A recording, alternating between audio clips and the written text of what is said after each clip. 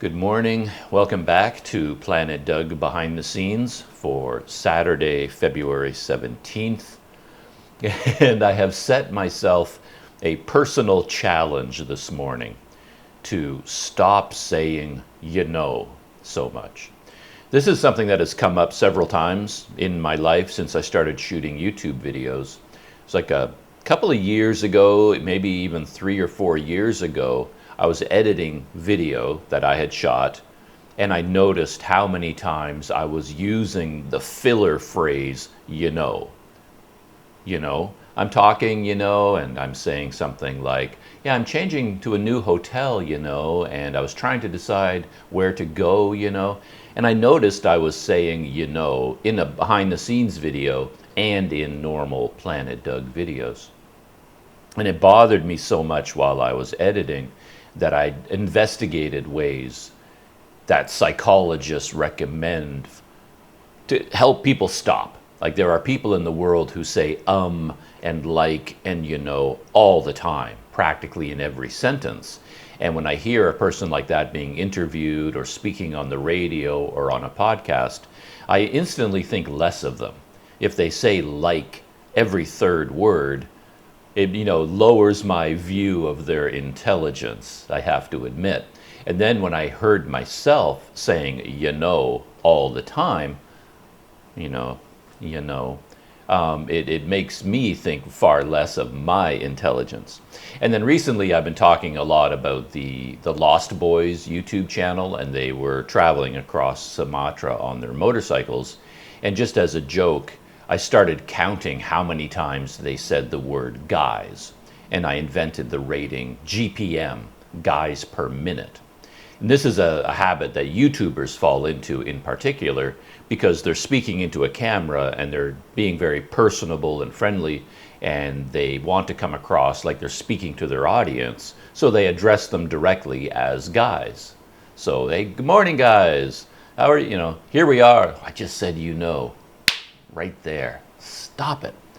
So as they're riding their motorcycles, they will speak to their audience all the time, and every second or third sentence they end it with guys, particularly if the scene shifts.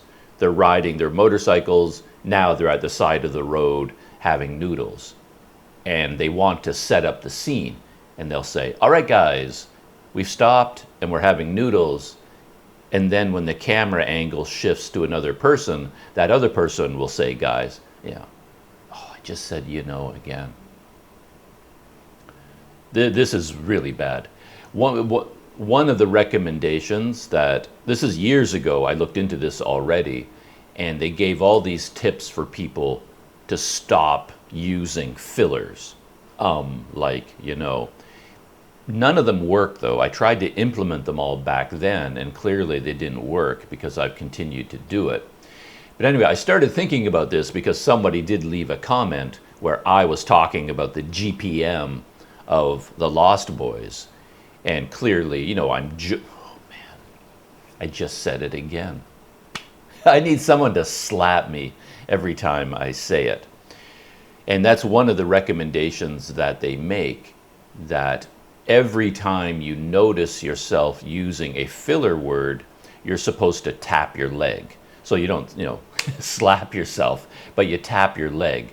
Develop a physical response. Every time I say, I tap myself on the leg every time I notice it, and then that will eventually help you stop saying it. And the other recommendations they give, I can't really put in place because they involve other people. You tell your friends to help you that every time you say, your friend is supposed to, I just did it again. Anyway, I am going to try to stop. And part of the process is to tap my leg every time I say, and that will help me stop. But I'm also looking for patterns. So while I'm editing one of my videos, I'm looking for the pattern. What is making me say, And I've noticed that I say it most often when I'm pausing to calculate something or come up with an idea or a suggestion. I'm stopping just to think for like a millisecond. So anytime I'm making a guess about something, coming up with a number. So for example, if I'm talking about how much a lunch is going to cost, and I'm doing a calculation, yeah, I think the noodles here are, about $1, So as soon as I say, I think about, and then I'm stopping to come up with an answer, I stick in a and I've noticed that pattern. So once I see that pattern, maybe that will help me stop. But I think my best weapon is editing videos, because when I'm speaking, I am completely oblivious to the fact that I'm saying, I don't notice it, I don't hear it, I'm not aware of it while I'm speaking.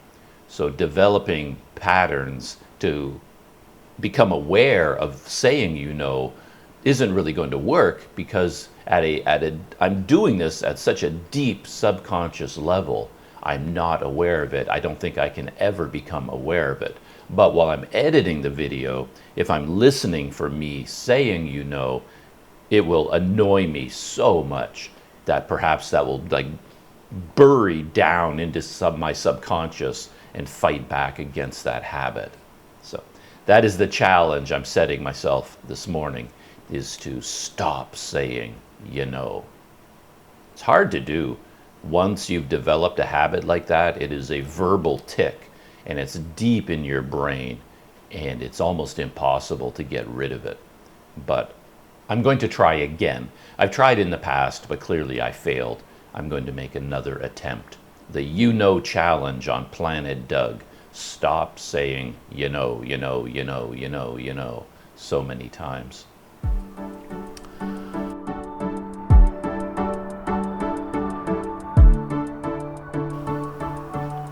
Now I've got that out of the way. The other thoughts on my mind this morning are equally negative about me, because recently I've made so many mistakes. It's really getting on my nerves. I went to a local park here a couple of days ago called Cape Rachado, and I did a lot of filming there, took a lot of video, and I was shooting video with a chest harness GoPro and a handheld GoPro, and I decided to shoot some 360 video at the same time. And I invested a lot of time and energy and thought into using the 360 camera. So it annoys me to a very great degree when later on, as I'm editing the video, I noticed that all of my 360 video is unusable because I set the camera incorrectly. And I make so many mistakes like that lately. In this case, it's a little bit excusable because I don't use the 360 camera that often. I don't have built-in habits for that camera. And quite recently, I became interested in the 360 Me mode again. And the Me mode is a special Insta360 thing where you can use your 360 camera, but you don't have to reframe the video. The camera automatically puts you in the center of the video. And no matter where you move the camera, you can put it in any direction you want, the camera automatically centers on you as the subject. And the whole idea is that it helps you because you don't have to reframe the video later on. And I tested this feature when I first bought the camera, and I concluded that it really was of no use to me. And the main reason it was of no use is that even when you shoot the video in Me mode, you don't have to reframe the video, but you still have to edit it in the Insta360 software. When I first heard about this feature, I thought, oh wow, it works just like a GoPro, where you just hit record and then you are always centered, and it would be so easy and so fast. But then the first time I used it, I realized, it's still giving you special 360 video, but it's already done the reframing for you, but you still have to open those video files up in the Insta360 software and then export it so that it turns into regular 2D video.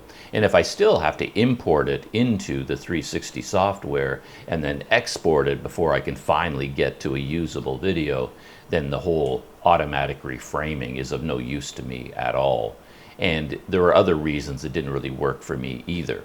But a friend of mine that I've gotten to know online has been experimenting with me mode and was communicating with me about his attempt, how he was testing it, and he had really good results for the type of video he was shooting.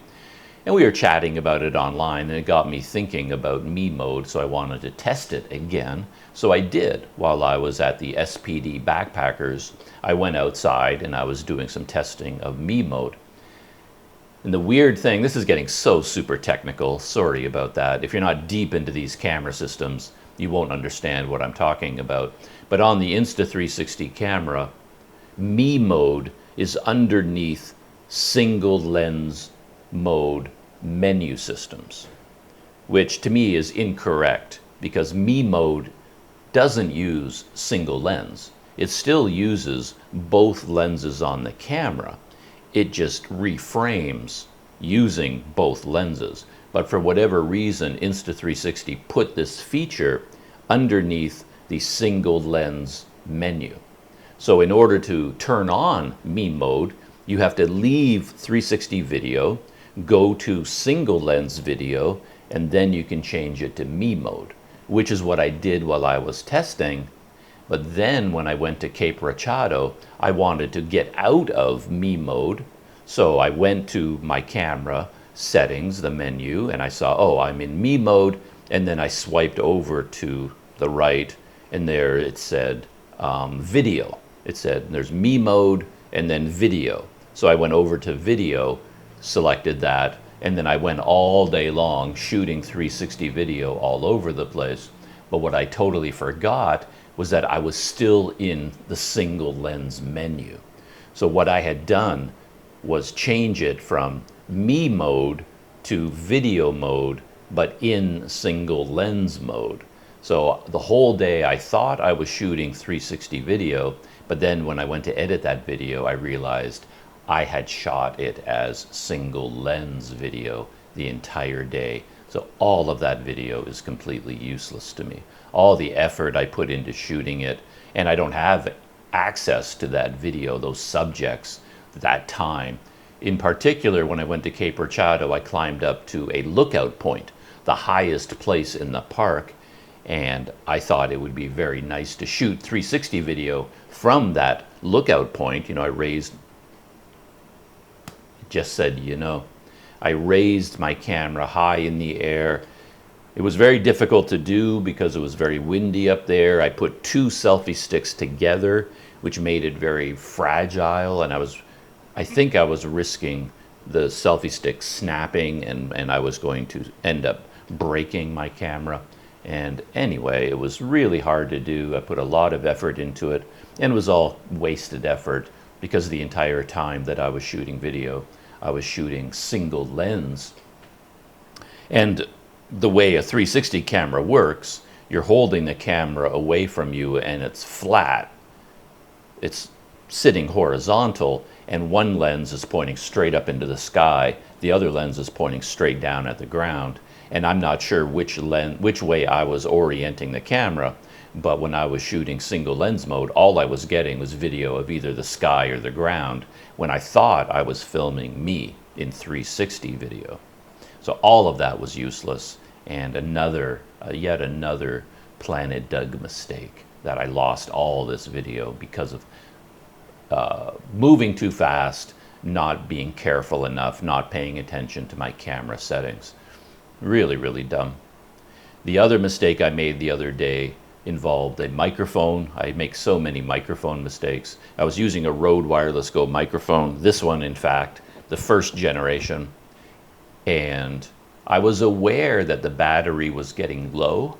In the back of my mind, I made a mental note, keep an eye on the battery, it's getting low, and yet I completely forgot. And while I was recording video, the microphone battery died, the microphone shut off, and I was completely unaware that I no longer had a microphone, so I no longer had audio, and I just went around happily recording all this video, about an hour's worth of video. None of it has any audio at all. which is really annoying. That's one area where the 360 camera is superior, because I've noticed that if you plug in an external microphone to a 360 camera and the microphone dies, the camera switches automatically to its own built-in microphones.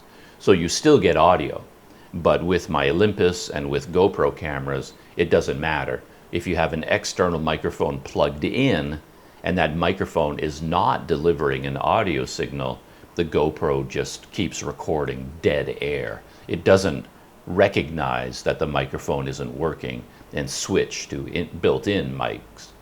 And the Olympus doesn't do it either. So that was the other big mistake I made. So many mistakes.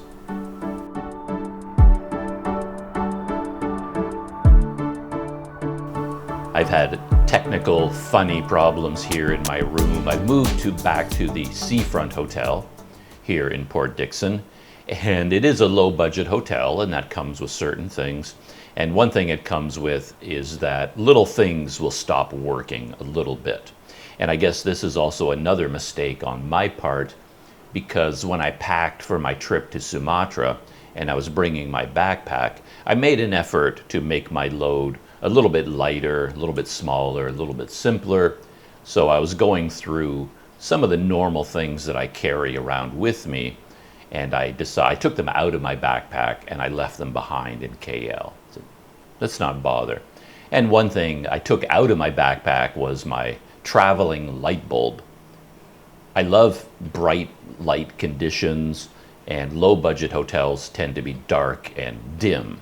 And if I'm recording a behind the scenes video inside the hotel room and it's really, really dim, I like to have my own 100-watt light bulb, and I'll unscrew the hotel's light bulb, put mine in. Quite often in these low budget hotels, the light bulbs are burnt out. So rather than going through all the hassle of talking to the hotel staff, getting them to come in and change the bulb, if their bulb was burnt out, I just screw in my light bulb and I'm good to go. But in this case, I didn't bring the light bulb, and now I regret it because I've been going through light bulb stuff here in my room. The bulb above the bed here just stopped working. And then I had to go through the process of figuring out why. I have to turn into my own electrician, my own tester, because it could be the bulb is burned out, could be the switch doesn't work, could be the fuse is blown, it could be that it's just not making a connection and all you have to do is wiggle the bulb or tighten it a little bit. So I go through all these testing procedures, and I'm trying to get that bulb to turn on because I want to record a behind the scenes video and I want light, but it wouldn't work, it wouldn't come on. And this was yesterday, and I went to the front desk, and I hate bothering people about anything, which is why I love to have all my own stuff. I don't want to hassle anyone about light bulbs, so I bring my own light bulb. And when I'm riding my bike on a bike tour, I love that because I have all my own tools, and I have oil and grease and tools, so I can fix a lot of things in my room. And I bring my own rope so I can string up laundry lines. I bring my own bucket so that I can wash my own clothes. I just like to be independent. I like to have a little pillow that I can blow up, that if the pillow in the hotel is like horrible, then I have my own pillow. I like to have a little blow-up cushion, like a sleeping pad, which I don't have with me now. That's normally part of my camping gear. And it makes your bag really big and heavy to bring all kinds of camping equipment. I noticed that in the Simon Wilson videos in Pakistan, when he was riding on the sleeper train, and he talked a lot about how uncomfortable the bunks were, that they were just hard and uncomfortable. And somebody left a comment on his video saying, well, you should have known about that. You should have been prepared for that. You should bring, when you go traveling, you should at least bring your own thin sleeping pad and your own pillow when you're going to be taking these uncomfortable sleeper trains. So someone left that comment, and it made me think about my own sleeping pad and my own blow-up pillow, which I didn't bring with me. But in this case, I did not bring my light bulb, so I did go out to the front desk, and I spoke to the woman there, and I'm like, sorry, I hate to bother you, but the light bulb in my room, I can't get it to work. And then I have to preface everything too. I'm explaining, the only reason I'm complaining about it is it's an important light bulb. It's the one above my bed. I need light. If it was the one near the door, I wouldn't bother you, but it's the one above my bed that's not working. And I'm very aware of paying more for hotel rooms because I'm coming from Sumatra, where everything is so much cheaper. So now that I'm here, even though this is a low budget hotel, I feel like I'm paying a substantial amount of money to be here. So I have a right to a working light bulb based on the room rate that I'm paying. And the Malaysian tourism tax, right? The Malaysian government is making millions of dollars off this tourism tax. The least they can do is, the least the hotels can do is give you a working light bulb in your room, right? So anyway, I talked to the woman at the front desk, and then she said kind of what I thought she was going to say, because this was Friday afternoon, and then she looked at her computer and said, "Oh, I'm so sorry, sir. Our maintenance man is not scheduled to be here until Monday, because it was Friday afternoon. The maintenance man is off duty, and he doesn't work on the weekends for whatever reason, so you're out of luck," right? Of course, I was thinking, we're just talking about a light bulb here. I was going to say to her, surely you have a supply closet. Maybe you can just give me a light bulb. I will change it. But I let it go because that's the kind of guy I am. I don't like to cause trouble. So this morning when I woke up and I was going to record a behind the scenes video, what I started doing was moving light bulbs. So the one near the door was working, so I had to get out the stool, put it over there, be very, very careful, because I'm so cognizant of fail videos on YouTube.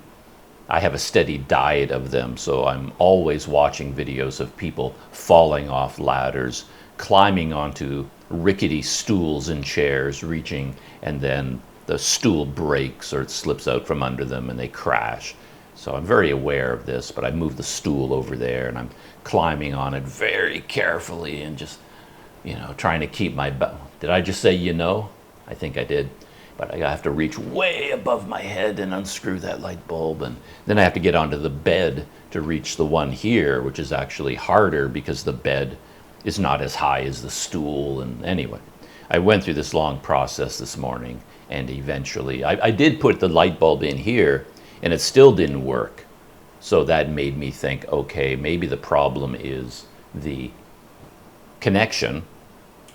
But the light bulb I took out of here and plugged into the doorway socket doesn't work. So the light bulb is burnt out and the light socket doesn't work. So it was two problems together, which is why it was so complicated and difficult to fix. But I knew this light bulb was good, so when I screwed it in, then I kind of moved it and jiggled, and I kept jiggling and moving until I made a connection, and I have light. And I've opened the window in my room to let in more daylight. So should be good to go. Very long intro to today's behind the scenes video, but I had a lot of problems on my mind. Mistakes I make, mistakes the world is making around me.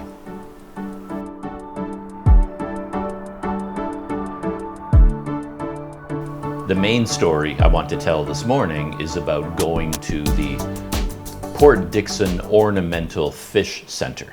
That's what I did yesterday, and I shot a video there.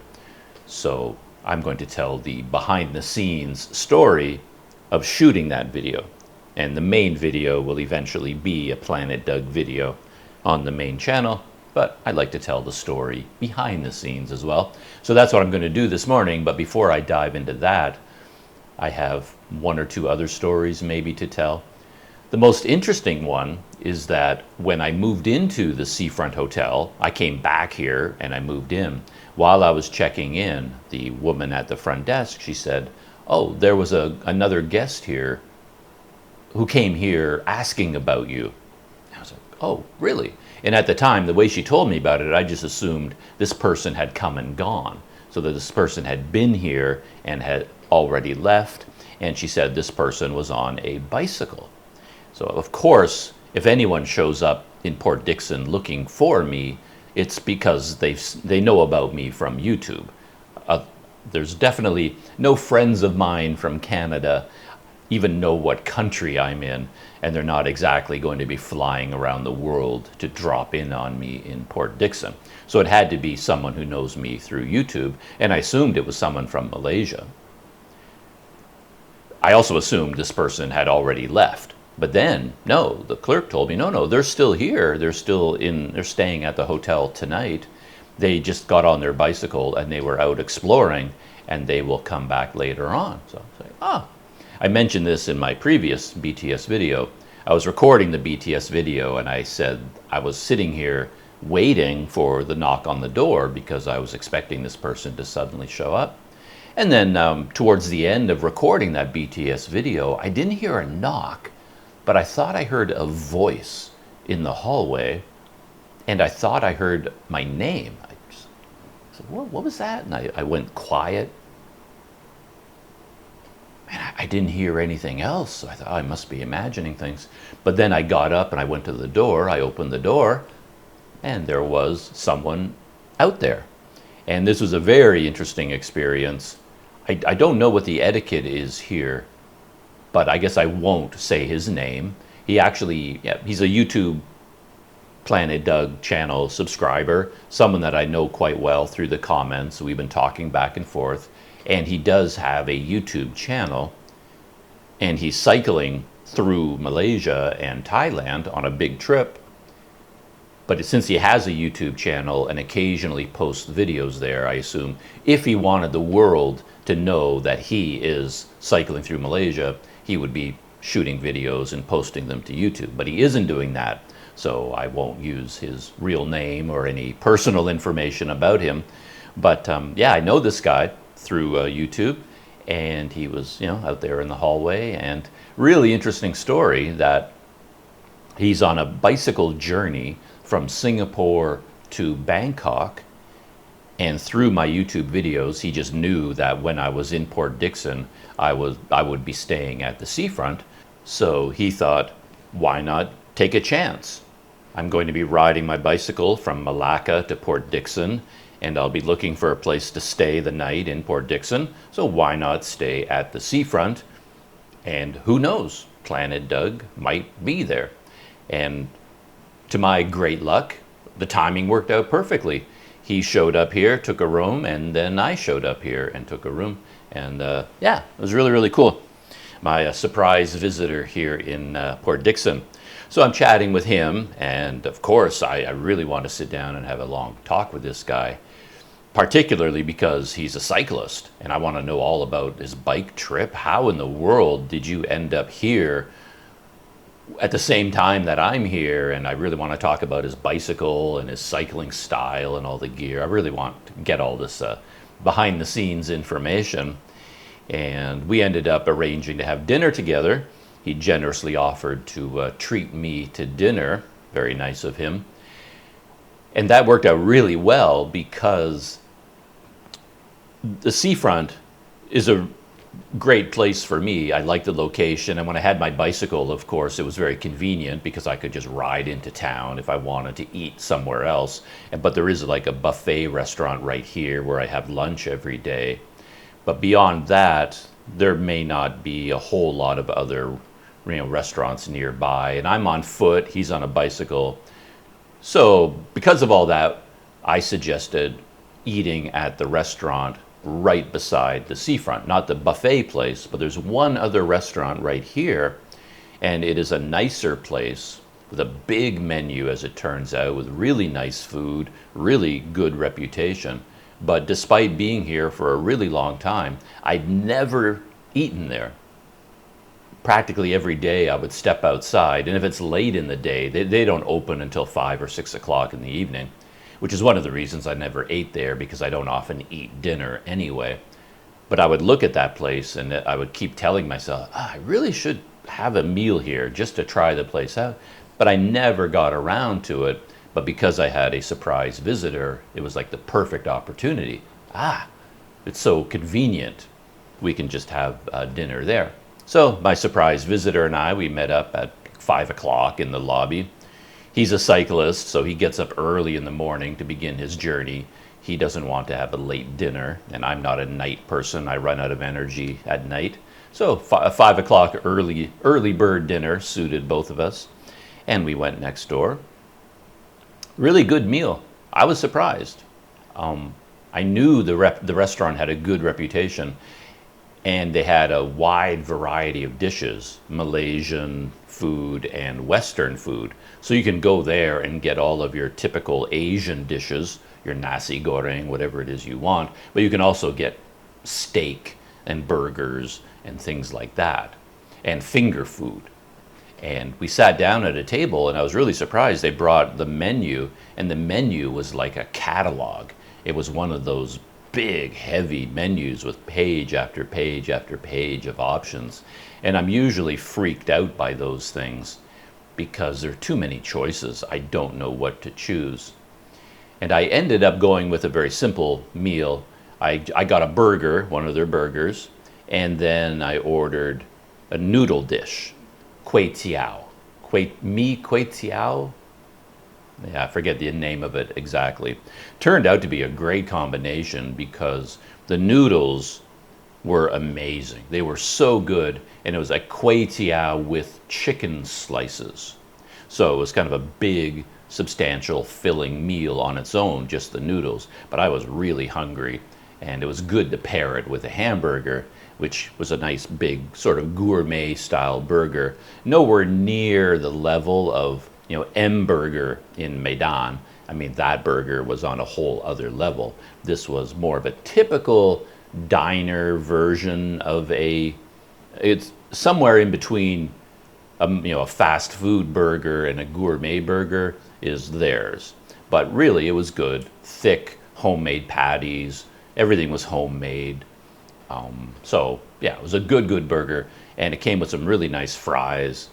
Combining that with the kway teow noodles, so I got a little bit of the Asian flavor. And the waiter, or the guy who took our order, did ask, spicy level, what's your? And I just said, whatever's normal. Spiciness doesn't bother me. And the noodles were pretty hot and spicy, but it was just right, flavorful and hot, piping hot off the stove, and really sharp spicing. It was really, really good. I was surprised. I was just like, wow, this is so good. And then the burger with it, a really good meal. And my mystery visitor, he ordered something more local. It was like seafood goreng.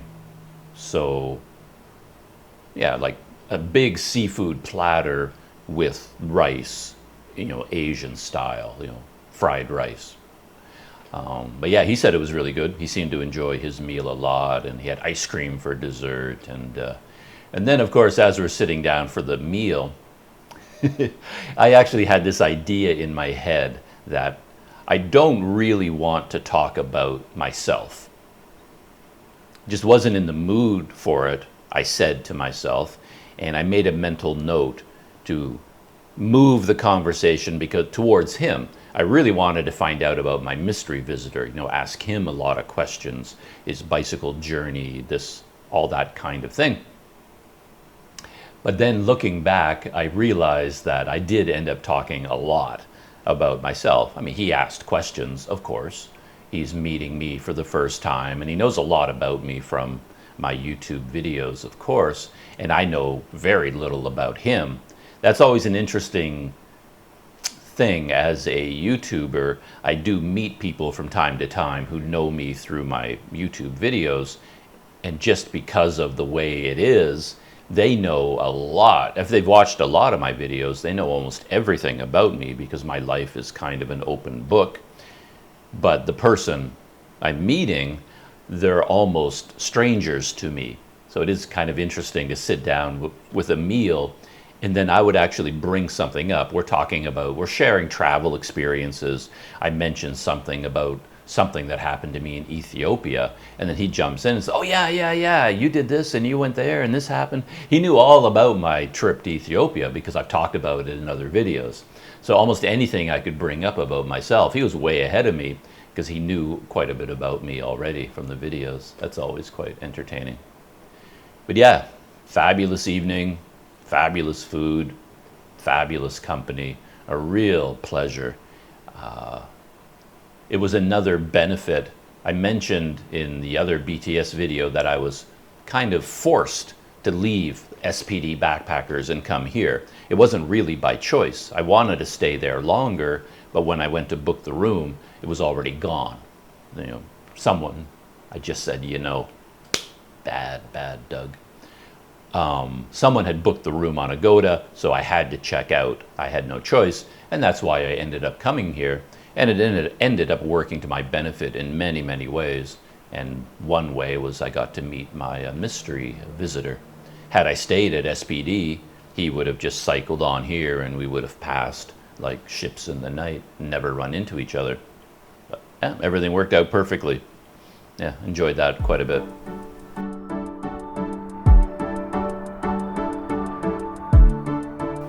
All right, the big story for this morning, my visit to the Port Dickson Ornamental Fish Center. In Malaysian, in Malay, it is called the Pusat Ikan Hiasan. Pusat Ikan Hiasan Port Dickson. And that is the more useful name. When I looked it up on Google Maps, it has the English name, Port Dickson Ornamental Fish Center. And as I was wandering around, going up and down the roads, in my grabs and things like that, I was looking for signs pointing to the Ornamental Fish Center because that was the name I knew it by, but it turns out all the names, the street signs pointing the way to this place, they all use the Malay name, so you have to look for Pusat Ikan Hiasan. And it's pretty easy to make out because ikan means fish. Even I know that because you see the word all the time. You end up learning. You just absorb a few words, and one word you absorb is ikan, which is fish. So that's the fish center. Going there was a very typical Planet Doug experience because I woke up in the morning yesterday. I didn't have plans to go there. I had plans to go there eventually, but not yesterday. And then I was sitting here working. I was going to spend the day editing videos. That's how I had scheduled the day. But then the weather outside looked so nice, and I was just in the mood to be out there in the world. And I made the snap decision to put my computer aside, and I was going to go to the Ornamental Fish Center. So I dove into all the preparations, got my cameras ready, packed up my bag with everything I needed to bring with me. I did a little bit of reading about it before heading out the door, trying to figure out how to go there. And my idea for a Planet Doug small adventure was to combine it with taking a bus, because I've been trapped here without my bicycle and I've really been feeling it as an inconvenience. Transportation is a real problem once you no longer have any. And here at the seafront, I'm outside of town by several kilometers, but I have noticed in my time that a bus does go by. I've never paid enough attention to it to know what the schedule is or the frequency, but there is a bus that goes up and down the road, and I assumed it would be slow and inefficient because I'd have to take one bus from here to downtown Port Dickson to the bus terminal, get off that bus, transfer to another bus that takes me along the coast towards the Ornamental Fish Center. And each bus, I'm assuming it would be like an hour and a half between buses. We're not talking about a major city bus line here that goes by every 15 minutes. If you miss the bus, you're probably waiting an hour and a half for the next one. So if your timing is off, it could take you 3 hours to get from here to the fish center. So I was looking on Google Maps, I was looking at the schedule, trying to figure out when I could take the bus. And then in the end, it all seemed to be a bad idea because in typical Planet Doug fashion, I was looking at the hours for the fish center, and this was Friday. And on Friday, they close for the whole afternoon for afternoon prayers. It's like, every other day of the week, they're open from whatever, 8 until 6, whatever the hours are. But the one day that I make a snap decision, a special occasion to go there, is the one day that they close, according to what I saw, at 12:15. So I would have to get there as early as possible to experience the aquarium, because they're going to close at 12:15, and then they don't open again until about 3 o'clock. So I don't want to be sitting there waiting for 3 hours for them to reopen at 3. I have to get my whole visit in before noon, basically. So then, of course, taking the city bus was out the window. There's no way I could do that. It wouldn't get me there quick enough. I almost canceled. To be honest, I pretty much decided to cancel. Once I learned about the Friday prayers thing, I went, wrong day. So let's do it tomorrow. And I started unpacking, and I was going to go back to editing video. And then I was like, oh no, I really want to go to this place today. So I changed course again, figured I'll just get a Grab and I'll just go as fast as possible, and we'll see if it works out. Because maybe, for all I knew, I would get there and I would discover that this whole closed all Friday afternoon, maybe that's not even true anymore. That's what it says on Google Maps, but you don't know. It could be inaccurate. So anyway, I quickly got all packed up again, got out the Grab, summoned a Grab. The Grab came really quickly, very easily. I had no issues with Grab at all this time. The guy came in a silver or something, Perodua. This is something new to me. I just recently learned that there are 2 Malaysian car companies. So every time I summon a Grab, it tends to, I think the 2 of them that I've had so far were from this company called Perodua. I better look this up. Yes, it's something like Perodua. And the other company that I'm familiar with is Proton. And Proton is the older car company here. I think it was founded in 1983. And Perodua is the newcomer on the block, but they're still a pretty old company too. They were founded in 1993, so 10 years younger, but one from the 80s, one from the 90s. And I just, for all this time, I was assuming there was only one car company out there called Proton. And if I saw something called a Perodua, I just assumed that was also a Proton car. But all these Grab cars, the driver explained to me, no, there are 2. There's Protons and Peroduas. So I got that straight in my head finally. And I think this guy was driving another Perodua. And he got me to the fish center very, very easily, very quickly. We had a nice chat on the way there. And then I arrived, looked at the opening hours, and the official opening hours did say closed for Friday prayers, and they said they closed at 12:15. And I can't remember exactly what time I got there. I'm very slow moving, particularly when it comes to a place like an aquarium or a museum. I'm going to spend probably twice as long there as the average person, partially because I'm shooting a YouTube video. But even if I wasn't shooting a video, I would probably be taking pictures, and I would go through the whole aquarium or the whole museum one time, read everything, look at everything. Then I go through it a whole second time to make sure I didn't miss anything. And then I go through it again to take pictures, and again to get some video B-roll. I would spend a long time there. And by the time I arrived, I knew I'd be cutting it close in order to do everything I wanted to do there and finish my visit by 12:15. And I really did cut it close.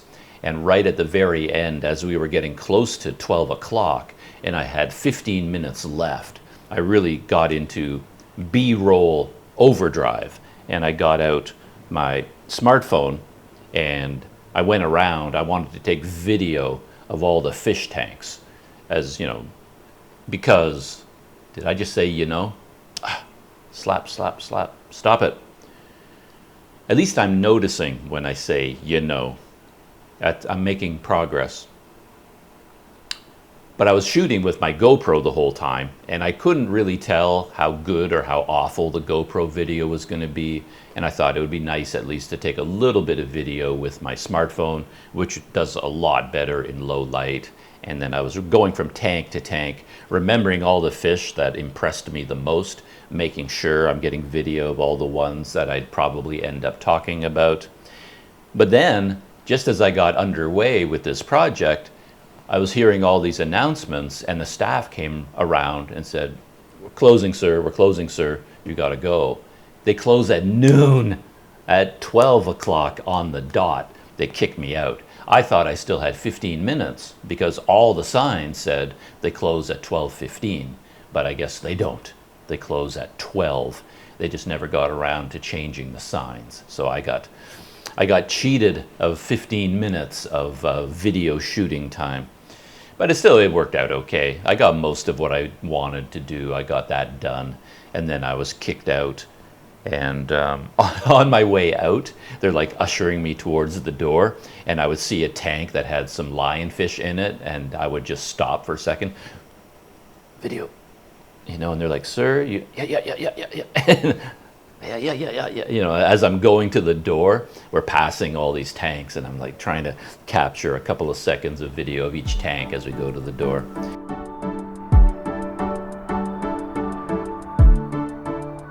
And then on the outside of the front door, there's a big outdoor area where they keep the sea turtles.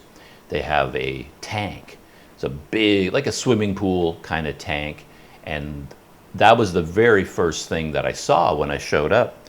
I came in through the front gate and I didn't know where to go. Me, with my brain, I'm always thinking about how places are organized, how the systems work. I'm looking at the signage. I'm a big fan of proper signage. And it amused me that I walked through the gate of the aquarium and I just had no idea where to go. I was standing there and I saw a big warehouse building here, another one up on top of a hill and building here, and none of them looked inviting. There were no open doors, there was no entrance, there were no signs, and I didn't know what to do.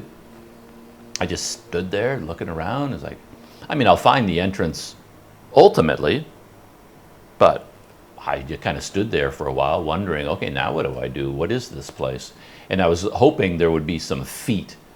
I talked about that with the Army Museum here in Port Dickson, how much I appreciated the fact that they gave you painted footprints on the ground, and they were leading you from gallery to gallery to gallery, and all you had to do was follow the feet. And if you followed them, it would take you to all the galleries and then eventually bring you out again. It means you don't have to think as much. You don't have to stop all the time and think, okay, this is, okay, gallery 4, where is gallery 5? It's, and then you end up missing things. Anyway, I wanted feet at the aquarium. And again, if I were working there, I would institute the feet, but maybe you could do something imaginative. Since it's an aquarium, you could make the footprints flippers, maybe, for like scuba divers, make them big flipper feet, or something more marine related. You could put, what kind of marine animal leaves footprints behind? I'm not sure, but you could use some sort of symbolism appropriate to an aquarium to lead people to the front entrance. Beyond that, you didn't have to give more directions because the entire aquarium really consisted of one building. So they just had to get you to the entrance to that building. So at the very least, I thought they needed a sign that when you walk through the front gates, there should be a big sign, arrow, like entrance that way. Obviously, it's not a big deal. That's just a Planet Doug pet peeve. But I eventually figured that out. I didn't figure it out. I just went walking around this big building looking for the entrance, and I walked the full length of the warehouse. And then when I got to the far side of the warehouse, the ocean side, you turn the corner, it's like, there's the front of the building. Normally when you go in the entrance is aiming at the front of the building, but in this case, the entrance was at the back of the building, and you had to walk all the way to the other end of it, and then, there's the front, and it looks like a public aquarium or museum, something like that. Lots of big signs everywhere, entrance, exit, and it was back there where they had the sea turtle display. A lot of signboards giving all the biological information about sea turtles, very well laid out, both in Malay and in English, really well done. I enjoyed that a lot. And I knew that this place had a specialty of preserving sea turtles.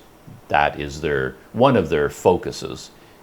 And they breed sea turtles. So they take sea turtles in and get sea turtle eggs, let them hatch in controlled conditions, raise them to a right age, and then release them into the ocean. That's one of the things they do. So I was expecting to see that, and then I came around the corner and there was a big tank, and I thought I would go in there and see a turtle, a little one, bobbing around a little bit, 2 or 3 little hatchlings. But I came up to this swimming pool, looked over the edge, and there were 4 or 5 big adult mature sea turtles. I'm sure these sea turtles probably grow to sizes double that or triple that. They get huge out in the ocean. But these in the tank, they were big enough for me that when I looked over the edge and saw them swimming around, I was shocked, pleasantly shocked. I just stood there going, wow, wow. Oh, I was really impressed.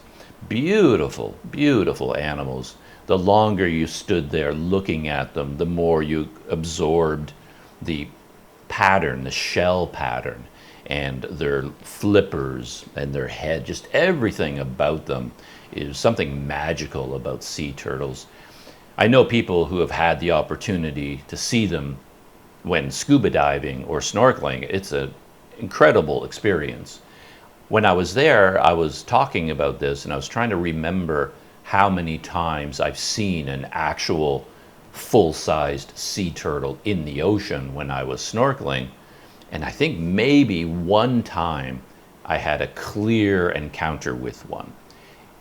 And they come and they go so fast, but it's still such a magical experience.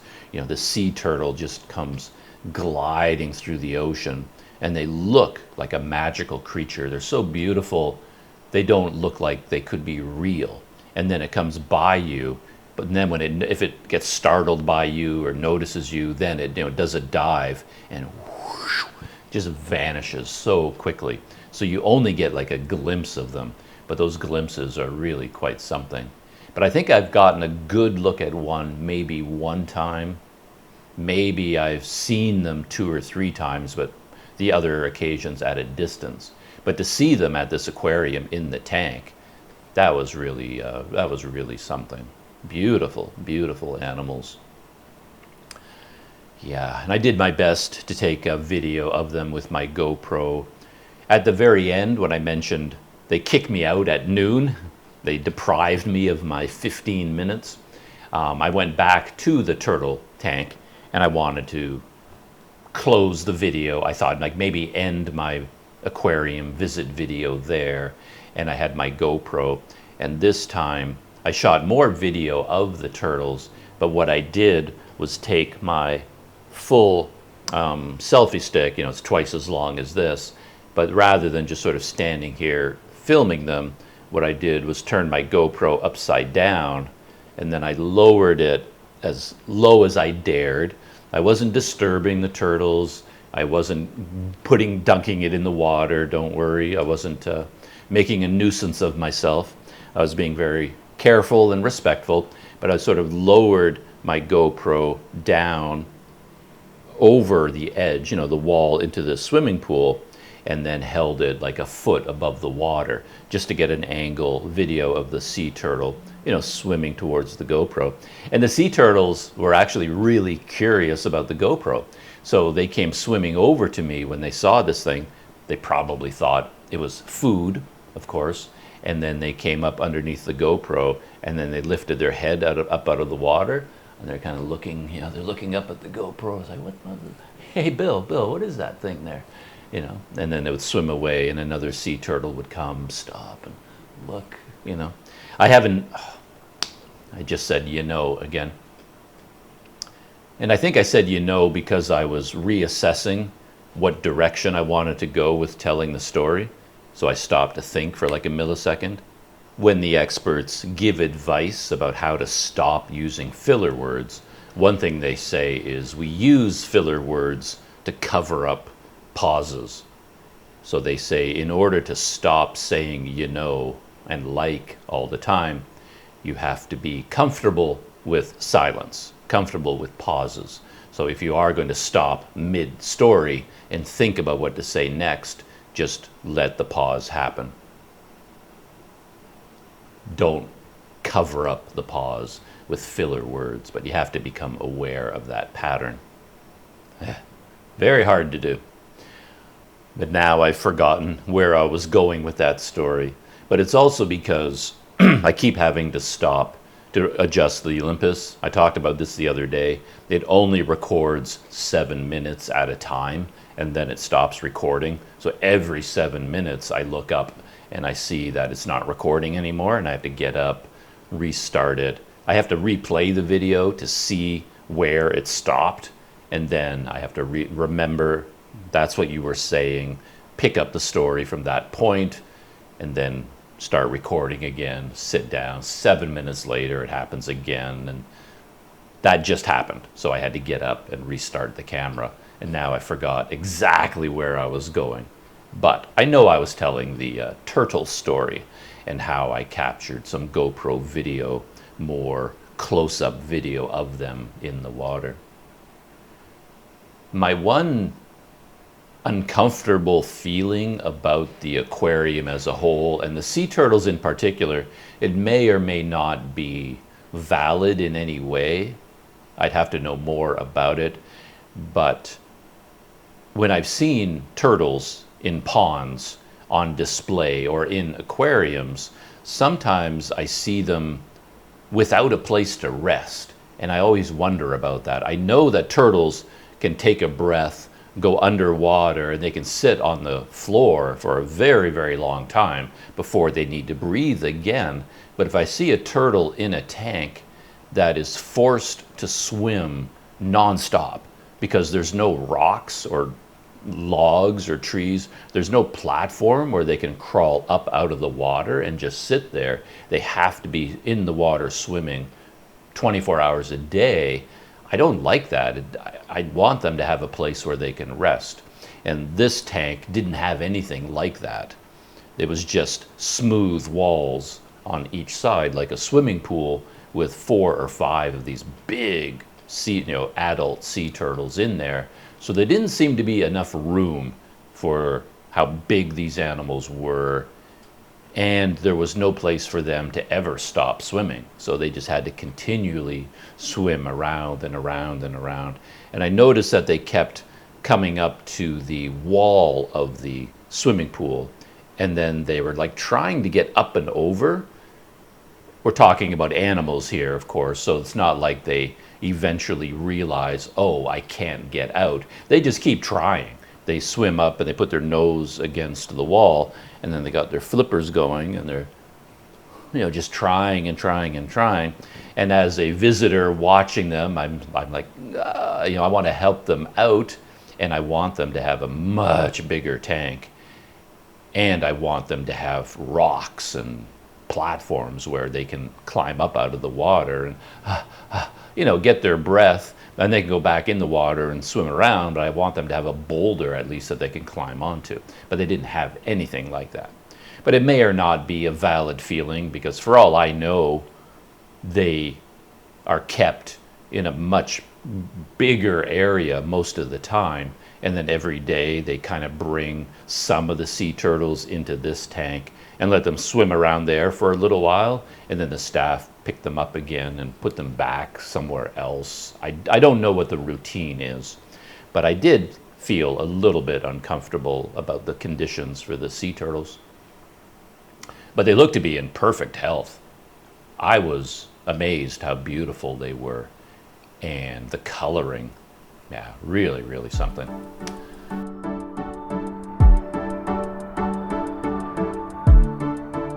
Inside the aquarium, the marine center was equally well cared for.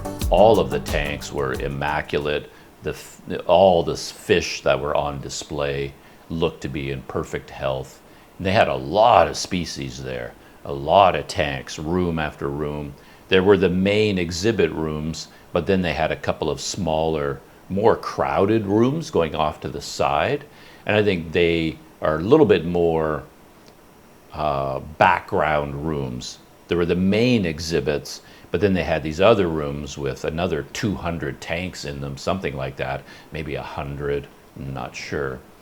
But as a visitor, you could go into those rooms as well. It's much narrower, tighter spaces, but all the tanks were labeled, so you knew exactly what species of fish or eel or lobster or coral was in each tank, because they had one entire room dedicated to nothing but coral. Aquarium after aquarium after aquarium filled with different types of coral, with labels telling you what each type was. So very interesting place, very educational, very well done, and it was free. It was open to the public.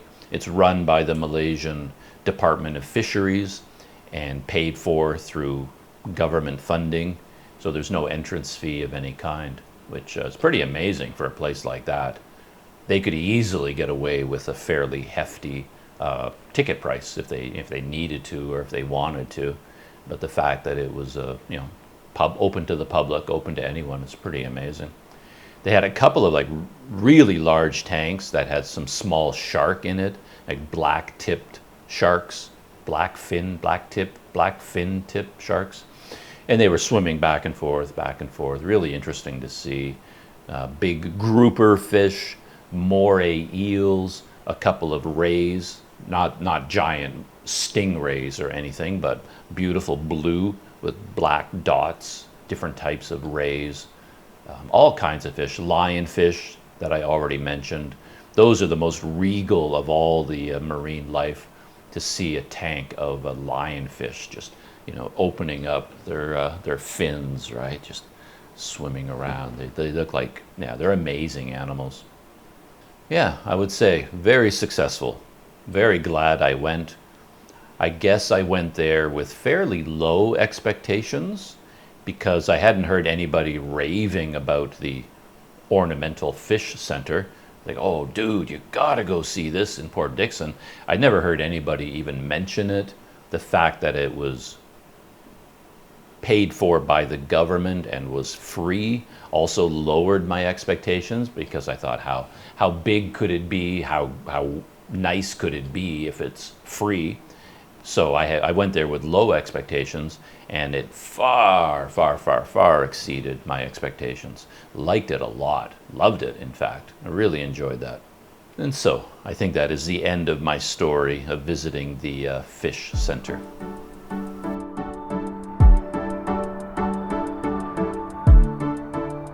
I wasn't quite sure what I was going to do after visiting the aquarium. I had two choices. One was just to end the day there, make the whole video about going to the Ornamental Fish Center, and that would be it. But there were a couple of other things I wanted to check out, and I thought it would make my day more interesting, and I thought it would make the video more interesting if I put a little bit of variety in there. It'll make the video longer, but hey, that's the Planet Doug universe. So what I decided to do was keep the video rolling, and I decided to go walking from there and walk back along the highway until I got to a Buddhist temple. I'd noticed it at the side of the road a number of times. Even back in the days when I had my bicycle, I rode by this temple a number of times. And each time I looked at it, I was like, wow, that's an impressive temple. I should drop by at some point. But I never did, and I thought this was a good time to do that. And it was also a good time to do it because there was a restaurant just beyond the temple that I'd noticed from time to time. And it looked like an interesting place called Nasi Lemak Burger. And from the photos on Google Maps of all the dishes that they made, I thought it would be a really interesting place to check out. So I decided to end the day with lunch at Nasi Lemak Burger, and then as I go there, I could drop off at the temple as I'm walking. So that's what I did. I walked down the highway, went to the temple, Turned out it was a busy day at the temple. We're getting towards the end of the official Chinese New Year holiday week, I guess. I think a lot of people who took the week off for Chinese New Year, yesterday, Friday, would have been their last day. And I guess part of the Buddhist calendar meant that there was something special going on. So there was something going on at the temple. They had a big platform set up for a puppet show, and loud music was playing, and there were lots and lots of people there burning incense and making offerings and performing ceremonies at the temple. And they had a long string of firecrackers.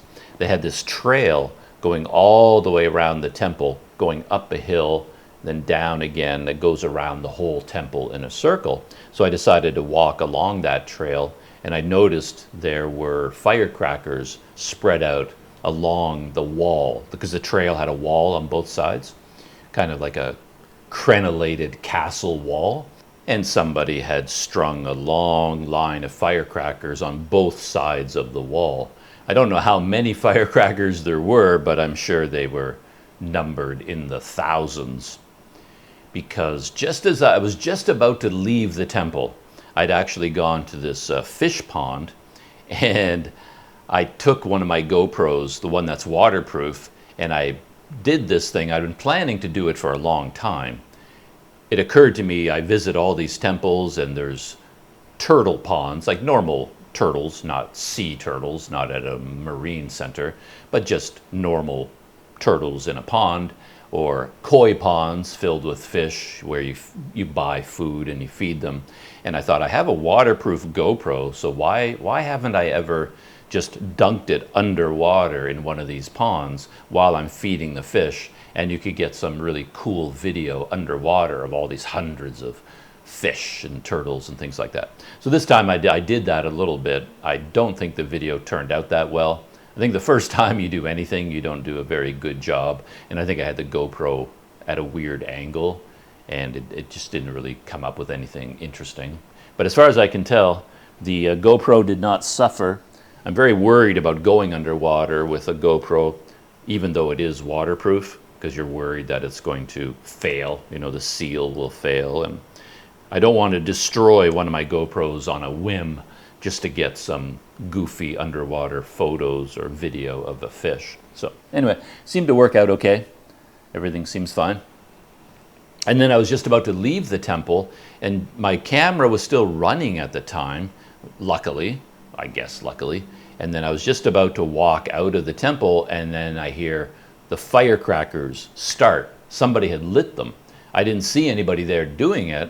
I just noticed the firecrackers, and I thought, oh, it would be cool to be here when they set off the firecrackers, but I assumed it wouldn't be until hours later. But just as I was leaving, and I happened to be standing right there, they started to go off. So I quickly lifted up my GoPro, and I filmed the entire sequence. And I watched a video of it. I watched that video last night, and I cut it down to a 60-second short, and I posted that to my YouTube channel. Just firecrackers going off, going off, going off.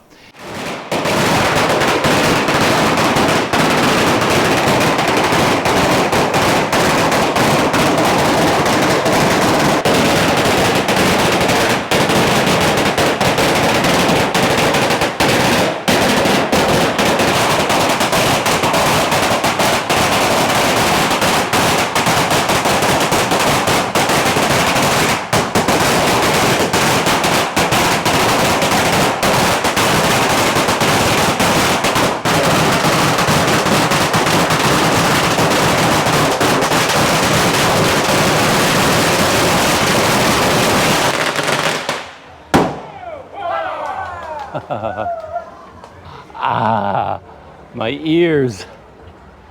I only had one hand free because I was holding the camera with the other, so I was plugging one ear and then the other, but now both of them are sort of equally blown out. Man. The whole video itself is over 5 minutes long.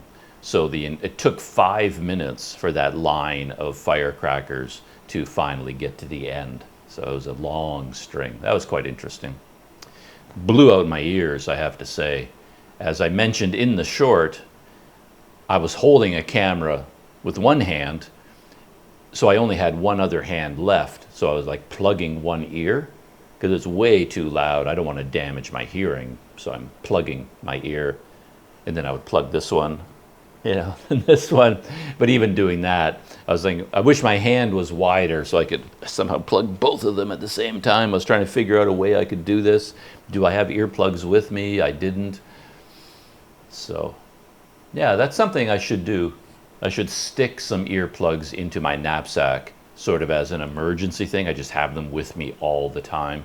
I always have them here in my bedside bag, and I have a whole bunch of extra ones in my luggage. But I should probably put a set in my knapsack, so at least I have them with me. Who knows, they may come in handy, you never know. In this case, they would have been very handy. Those firecrackers were so loud, and they explode with quite a bit of force. So as you're standing there, if you get too close, which I did, I got too close because I wanted to take video, it's almost like being in a battlefield with shrapnel, because you get hit with shrapnel from the fireworks. You know, smack, smack, smack, smack, smack, smack. I got hit in the face a couple of times. So then I ended up just orienting the camera and then closing my eyes because I'm getting hit with a firecracker, a shrapnel. And I'd open my eyes briefly and think, okay. And then I would move forward, and did I just say okay? Smack. And then put my camera in a new spot, close my eyes again, and then a new spot, close my eyes. But that was a lot of fun. And after that, it was time to leave the temple, and the next stop on the tour, the day's tour, was a Nasi Lemak burger.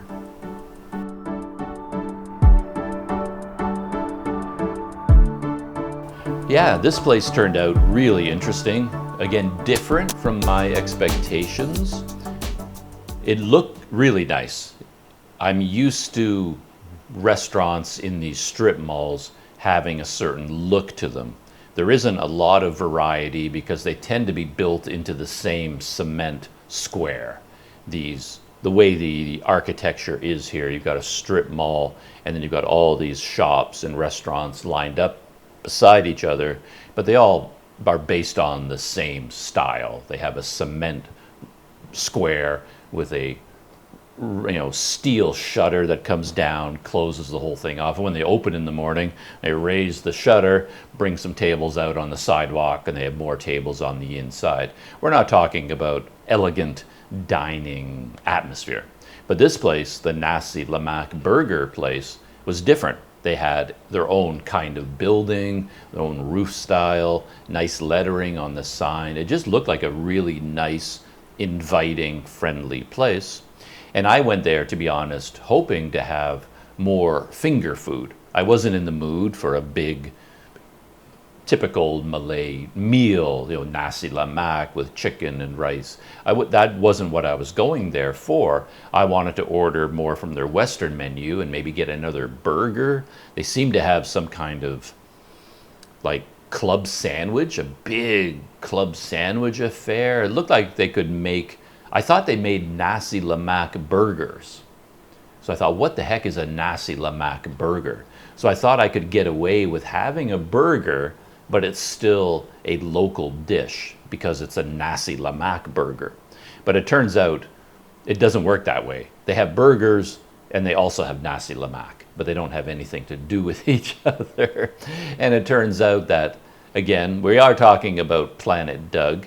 The rules are different on Planet Doug. And one of the rules is the one thing that I want is always the one thing they don't have.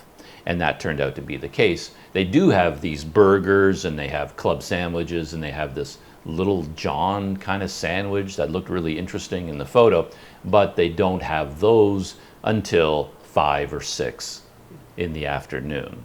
So this was more midday. They're not serving burgers yet. That's a nighttime thing. Daytime, it's nasi lemak. So I couldn't get my burger or any of the other sandwiches, whatever it was I wanted. So I flipped over into nasi lemak mode. But even the nasi lemak was a little bit different because so far I'm accustomed to having nasi lemak And it's just a very simple dish where, like, I've gone to fancy, famous places in KL that are known for their Nasi Lemak, and you basically sit down at the table and the guy's, Nasi Lemak? Yes, Nasi Lemak. That's all you have to say, and they bring you a plate that has the chicken and the rice, the sambal, and all of the typical Nasi Lemak trimmings. But in this place, you could custom design your own Nasi Lemak. And then I was completely befuddled, right? I went up to the poor woman standing behind the counter, and I did ask her, I pointed at the walls, the burgers and the sandwiches, and like, could I get any of those? And she said, no, not until 5 o'clock. I was like, okay.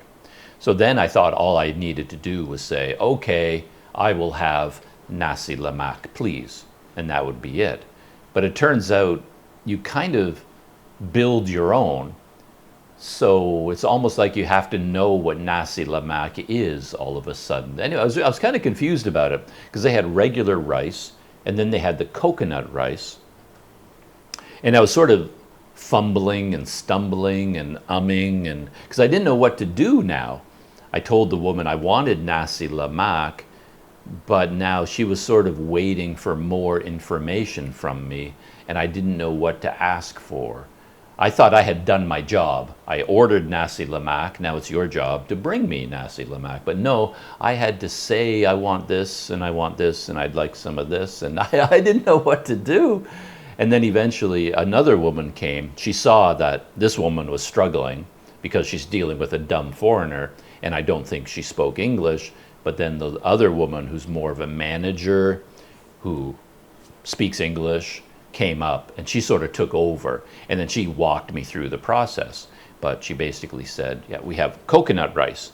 Even I know that, okay, Nasi Lemak, you must have coconut rice. That's one of the central features of Nasi Lemak. So I said, okay, yes, please. I will have the coconut rice.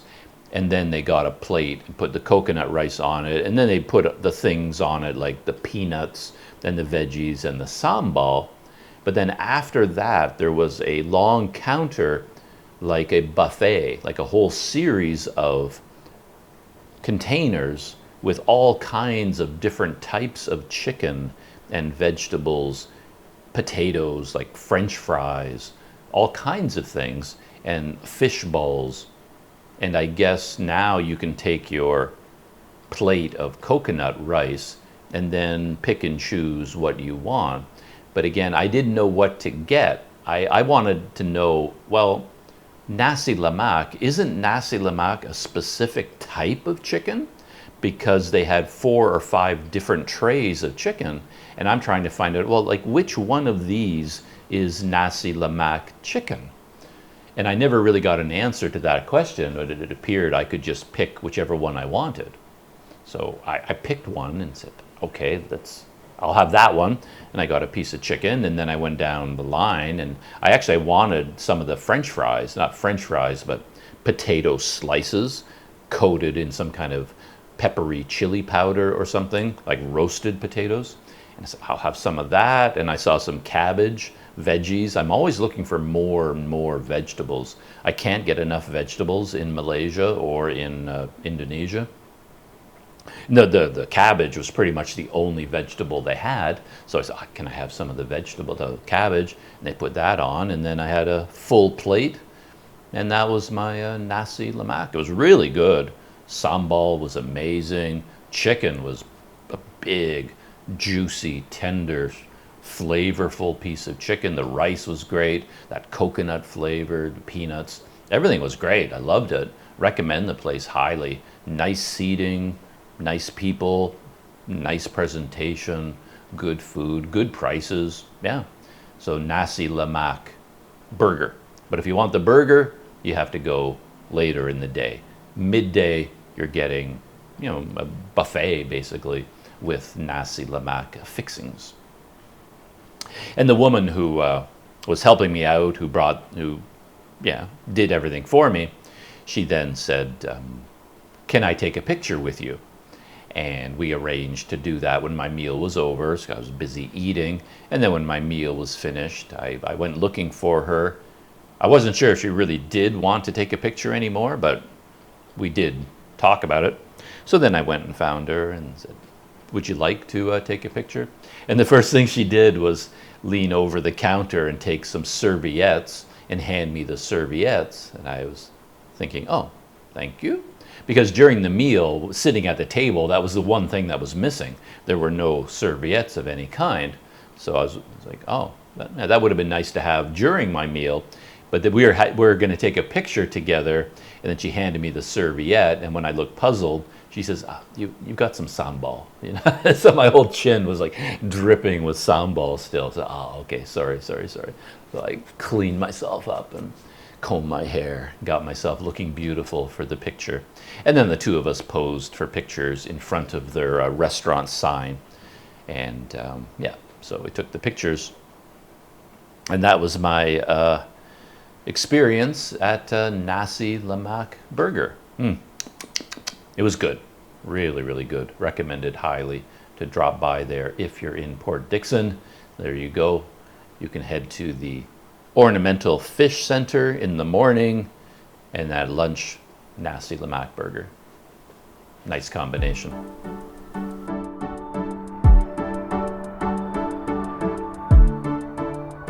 Final adventure of the day was simply returning to the Seafront Hotel. I was several kilometers away, had to get back here. And in the back of my mind, again, I was thinking I was just going to take a bus because I thought at some point a bus was going to be part of my experience of the day.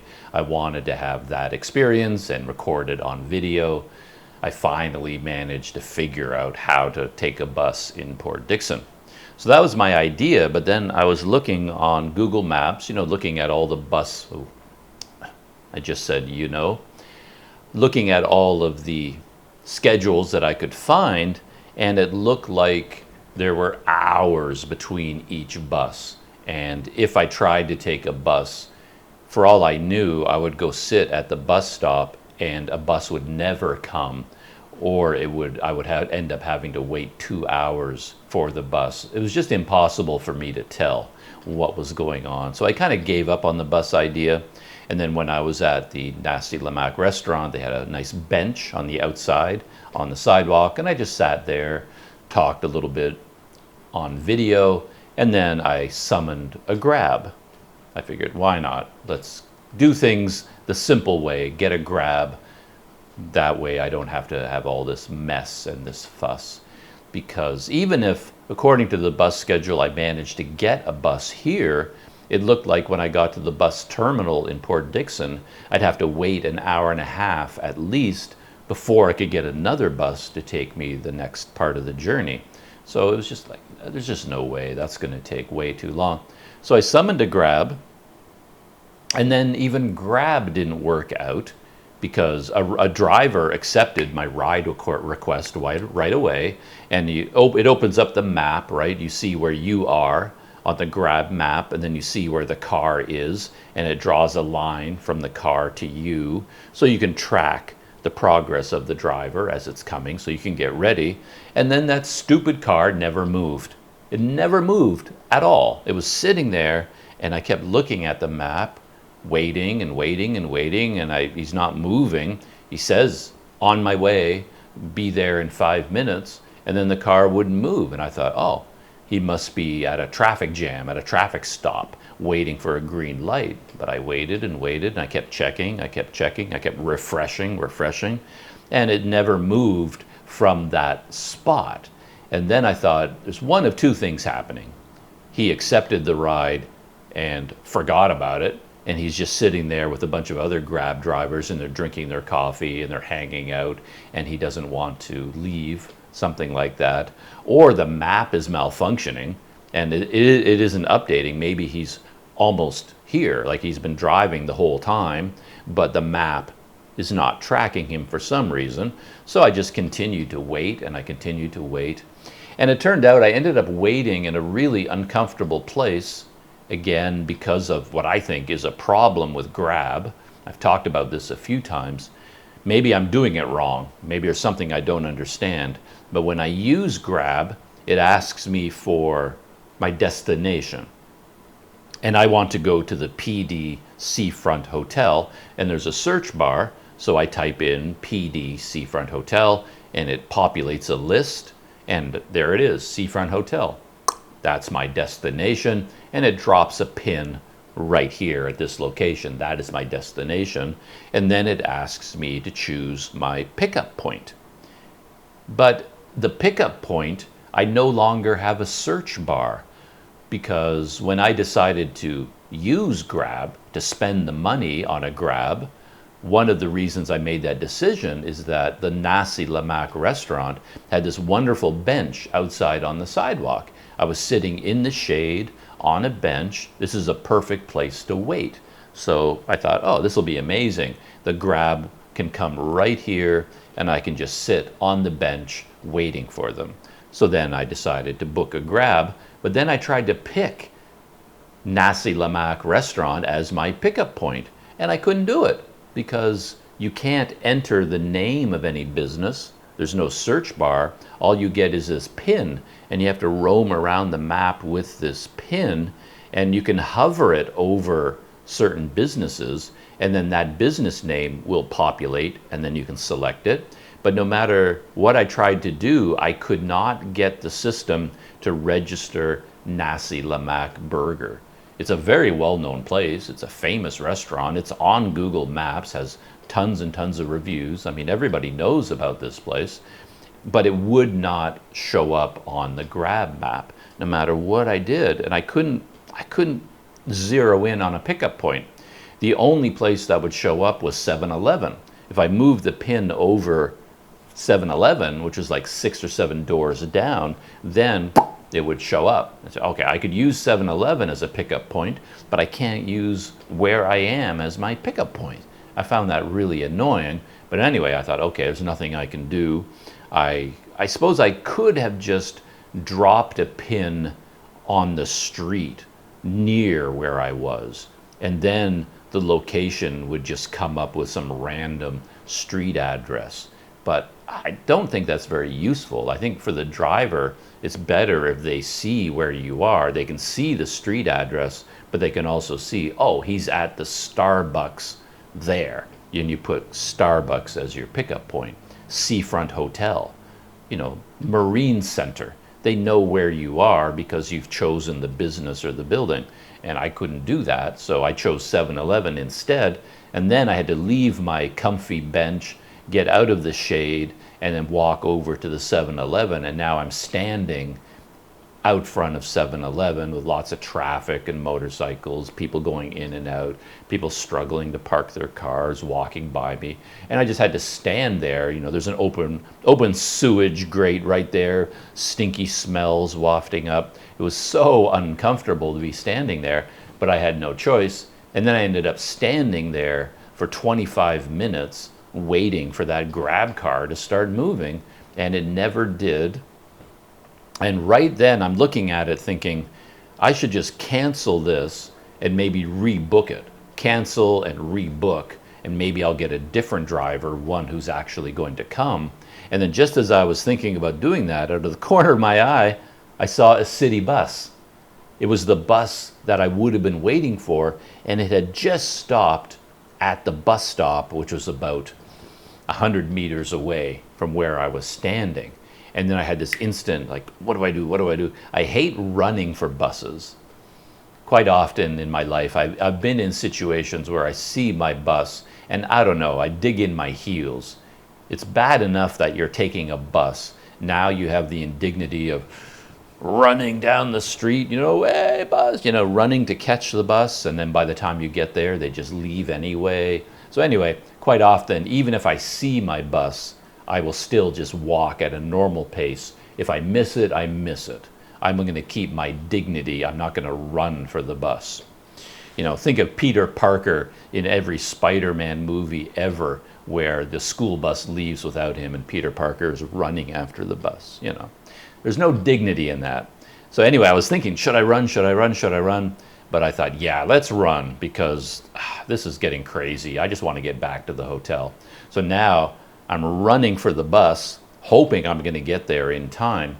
And it was a really dangerous run because I had to run. I mean, even walking in Malaysia is dangerous. In Indonesia, it's dangerous. There are so many barriers. There's so many potholes, open sewer gratings, ditches. And I'm running across this grass field, and it's like a solid layer of grass on the top, but it turns out there were big holes here and there. And I'm stumbling, nearly falling over.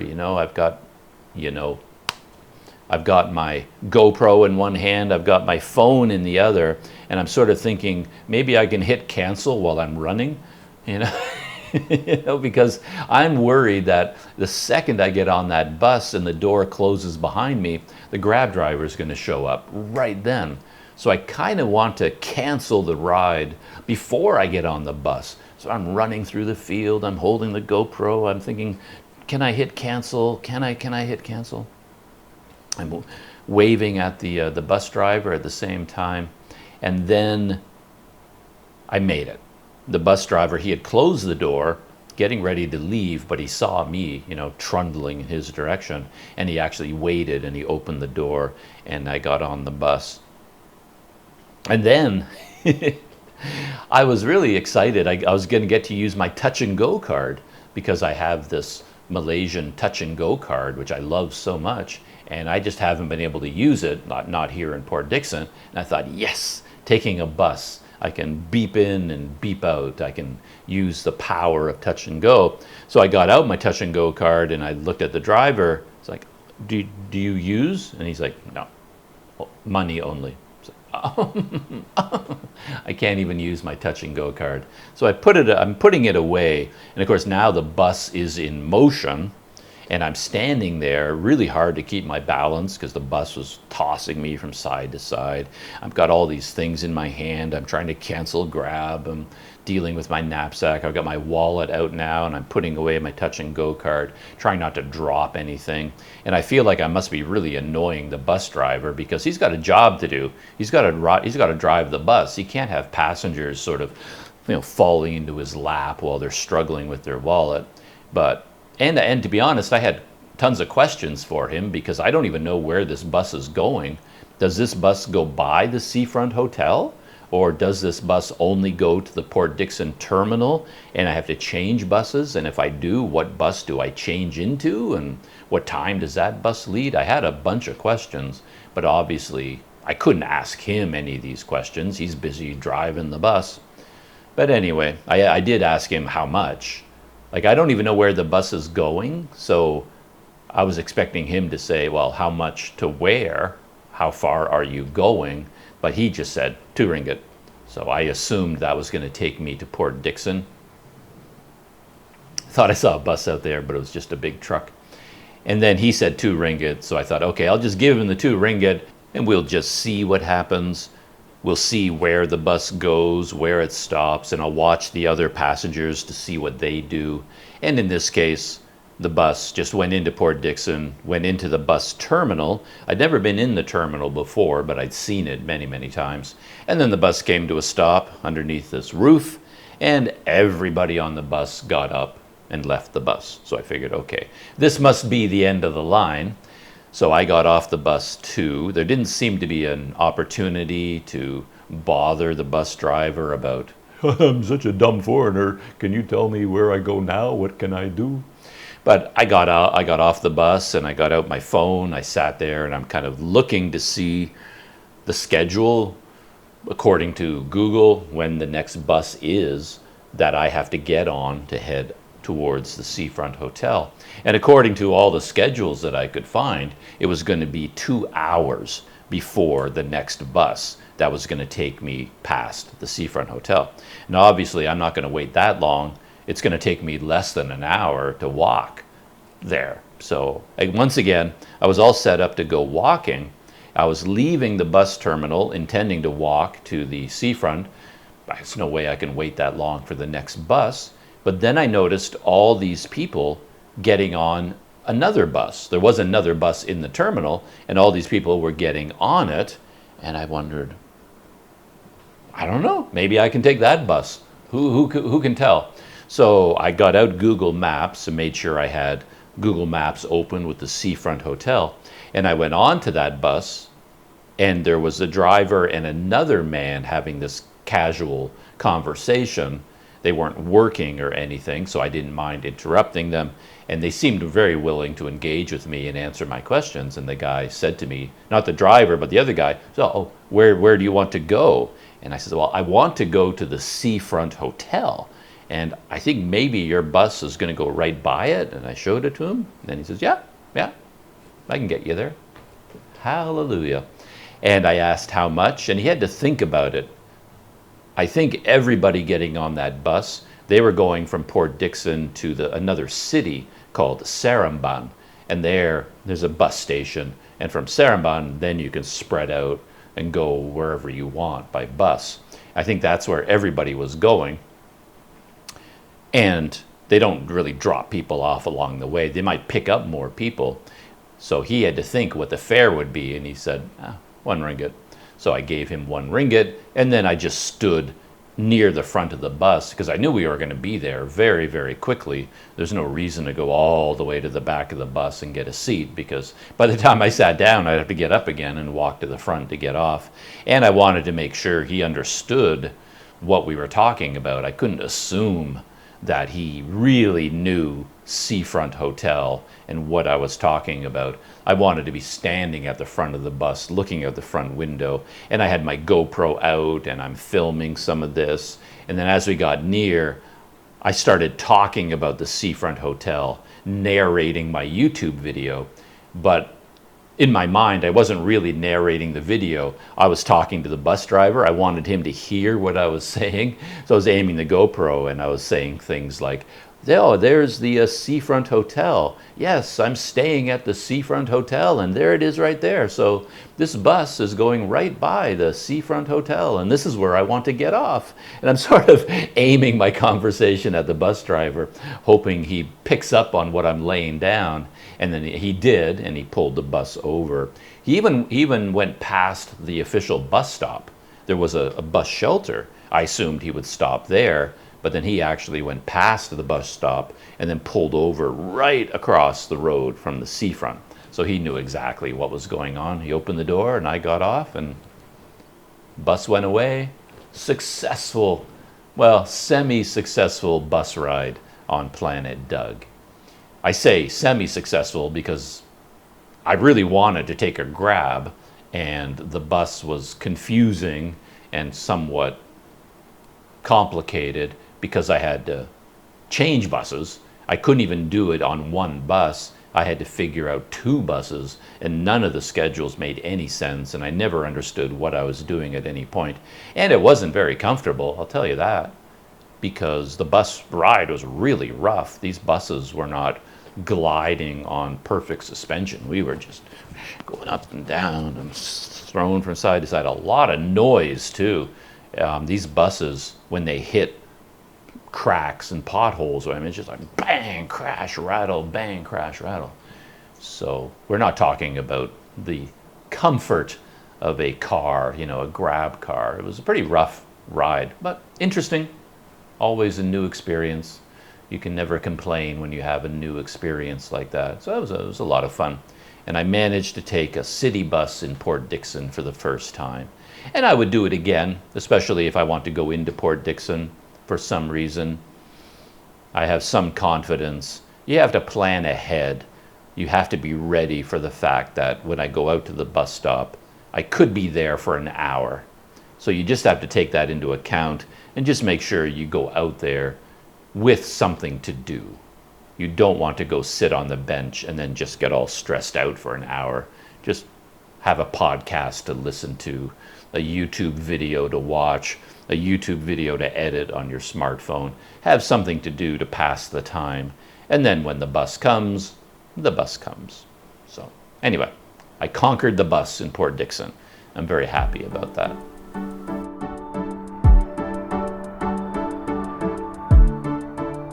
My only YouTube story for today is about my old friend Paddy Doyle. I don't generally watch Paddy Doyle videos. I know that in recent months he's been to all kinds of places. Let me call up his YouTube channel briefly just to get that straight in my head. Yeah, in the last 6 months he's been to Switzerland. I think he spent a lot of time in Europe. Switzerland, then Italy. Then he went to Borneo, shot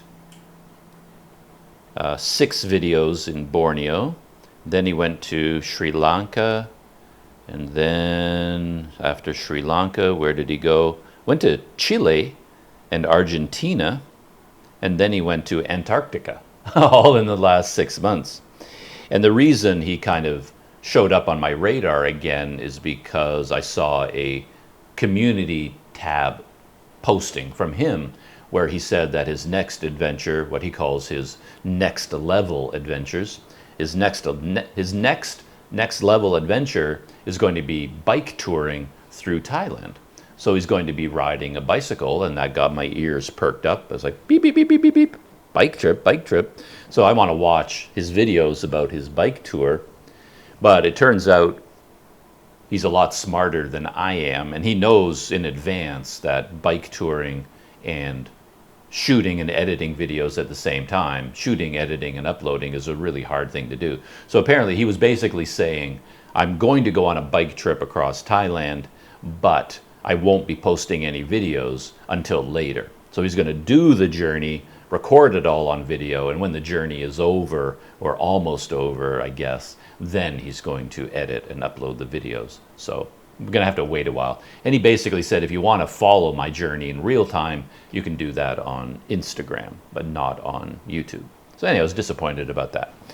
And again, I was disappointed too, because even in his announcement, it was with a photograph of him and a fully loaded touring bike all ready to go, which tells me that we're not going to get a lot of behind the scenes. I wanted to see him shopping for a bicycle, picking one out, buying one, getting all the cycling gear, testing it, all the behind the scenes logistics and research and preparing for the trip. But I don't think he's smarter than I am. He's not going to show any of that. He's just going to come right out of the gate with the adventure of the next level adventure.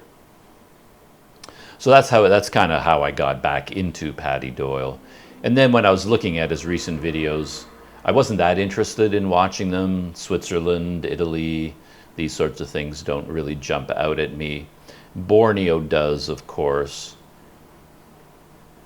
So what I decided to do was watch a couple of his Borneo videos and see if they grab my interest, and then I can follow his journey through Borneo. I'll probably finish the Borneo series, 6 videos. I've watched 2 of them so far. These were a few months ago. They're not being posted right now. But there was one video, my first day in Borneo. I watched that one. And then there was first time deep in the jungles of Borneo. And that was episode 2. And that's as far as I've gotten so far. But one thing, before I dive into the Borneo videos, one thing that jumped out at me though, when I was looking at his history, Switzerland, Italy, Antarctica, South America, Sri Lanka, Borneo, and then I was looking at the view count for his videos. To me, I don't know, the math doesn't add up. I started wondering, how in the world is he paying for all this, all those flights? And the places he's going are relatively expensive. To go to Antarctica, you're not getting a hotel there for $10 a night. How many hundreds of dollars per night is it just to be in Antarctica? And he does gravitate towards big ticket items. So for example, if I went to Borneo myself, I'd probably be telling stories at street level, staying in a low budget hotel and just documenting day-to-day life. I might rent a scooter. That would probably be my biggest expense. But in advance, he clearly looked for the big things he can do that would make interesting videos. So he climbed Mount Kinabalu and went trekking in the jungle with an organized trek to go see the wildlife and the orangutan. And I haven't looked at all his videos carefully, but he looked at all the sort of big ticket experiences you can do as a tourist, and he planned to do those. because he knew those videos would be popular. But all those things are expensive to do. And when I look at how many people watch his videos, we're not talking about Itchy Boots level or Bald and Bankrupt level. A lot more than my videos, obviously, but you can be looking at 50,000 views, 57,000 views. Maybe some of them are quite a bit more than that. Well, quite a bit less too. 31,000, 28,000, 28, 63, 118,000, 32, 15,000, 20. When I look at those view counts, I don't see an income large enough to pay for these kinds of travel experiences. Like, seriously, you go to Antarctica based on videos getting 20,000 views, and he doesn't post that many videos, so it's not like 100 videos, 50,000 or 100,000 views each. He's only posting a few from each place too. So he went to Sri Lanka and he posted 6 videos from Sri Lanka. So I don't know. The math for me doesn't add up. Where's all the money coming from to pay for all those trips, all the flights, expensive hotels? Even the ones that I saw, the 2 that I saw in Borneo, the costs are higher than what I would pay, that I would be happy to pay. So when he was on his scooter the very first night or two, and he pulled into a hotel and he talked about how much he was paying, I forget now, but I think it was like 150 ringgit, I think. He asked the woman, okay, how much for this room? And it was 150 ringgit. I was like, oh, that's, kind of expensive. And then there's one funny moment. Borneo is famous for those huge flowers, the biggest flower in the world, and they only grow in Malaysia. Only here? No, also in Sumatra. You can see them in Sumatra, but basically in this region. You're not going to see these flowers anywhere else in the world but this region, so they're a very big deal. And he was riding his scooter along, and there was a place at the side of the road, I guess had a sign, come see the flower, because these flowers bloom only rarely, and the local people had a flower bloom on their land, so they turned it into a tourist attraction, and they charge everybody 30 ringgit each to go look at the flower. So, Paddy Doyle did it. Maybe he wouldn't do it normally in his normal life, because that's a lot of money to go look at one flower, but because he's shooting a YouTube video, he has to do it, so he paid the 30 ringgit, went to look at the flower and shot some video of it, and there were probably 15 other people doing it at the same time. And then he was doing, jungle canopy walks. They wouldn't be cheap, and he has to stay in hotels that are near these tourist attractions. That's not cheap. And he's paying for a guided climb of Mount Kinabalu. So, yeah, these are they're not 4-star resort trips, but they're expensive trips for what he's doing and the amount of time that he spends there. And then the video view count. I don't know how he pays for all of this.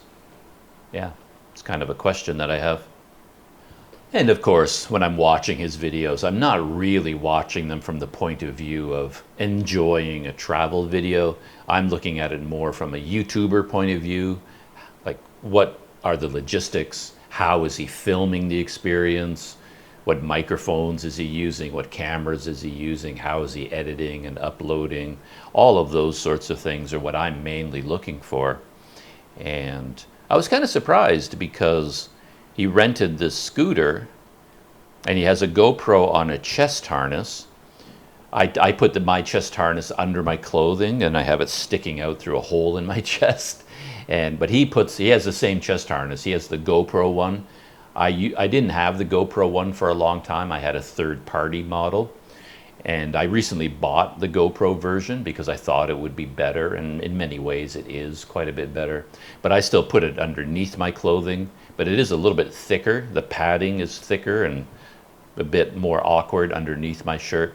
But he puts it on top of his clothing, and because it makes more sense. He's not as dumb as I am, getting out a pair of scissors and cutting holes in all of your shirts. I think this shirt has 3 holes. Yeah, 1, 2, 3. Because I can never decide. I cut a hole and then I decide, oh, it's too low, so I cut a new hole. Oh, that one's too high, so I cut a third one. So I have 3 holes in the front of my shirt. But anyway, he has a chest harness on the front. But then occasionally it switches to the angle of him riding the scooter. And yet, when I look at the video from the chest harness, I don't see another camera. Like, I always have 2 cameras running, and he seems to have video from 2 cameras, but I don't know where the second camera is. So maybe he's not even filming at the same time. He's riding the scooter, filming only from here. Then he stops to have lunch, and he moves the GoPro to the handlebars, and now he's filming from that direction, but he no longer has. And then he switches back and forth in the editing to make it look like it's all happening at the same time. I'm not really sure about that. I noticed that. And the audio was quite bad. I was surprised when he was riding the scooter. The audio was really bad, so I was trying to figure out what kind of a microphone system is he working with. But I don't know what that is like yet. And then when it comes to the editing and the production of the video, yeah, I mean, there's things there that I notice. He has the same style as Itchy Boots. I guess you would call it a professional, intelligent person's style, where he has an intro. So this will be his Borneo series, and then he creates a fancy trailer. Yeah, it's basically a trailer for the series, and he'll open the video with a coming up sequence, and then a next level adventure trailer, and then the actual video starts. So I'm pretty sure before he's even begun the journey, he's already thinking ahead. Okay, I have to make the trailer, therefore I need certain sequences for the trailer. And then he goes out of his way to film those sequences only because he needs them for the trailer, not because they happened naturally. Which, you know, I don't have a problem with that, but it is something I notice because I see these videos that are so professionally done, and then I wonder, well, why don't I do those things? And it's mainly because all the things that are in the trailer, I don't do. So it's kind of funny that in the trailer, he has this one like 3 or 4 second sequence where he does the woohoo thing. You always have to have that in the trailer. And he's on the scooter, and he's going down the highway, and he's on camera, and he goes, woohoo, Borneo, baby, woohoo.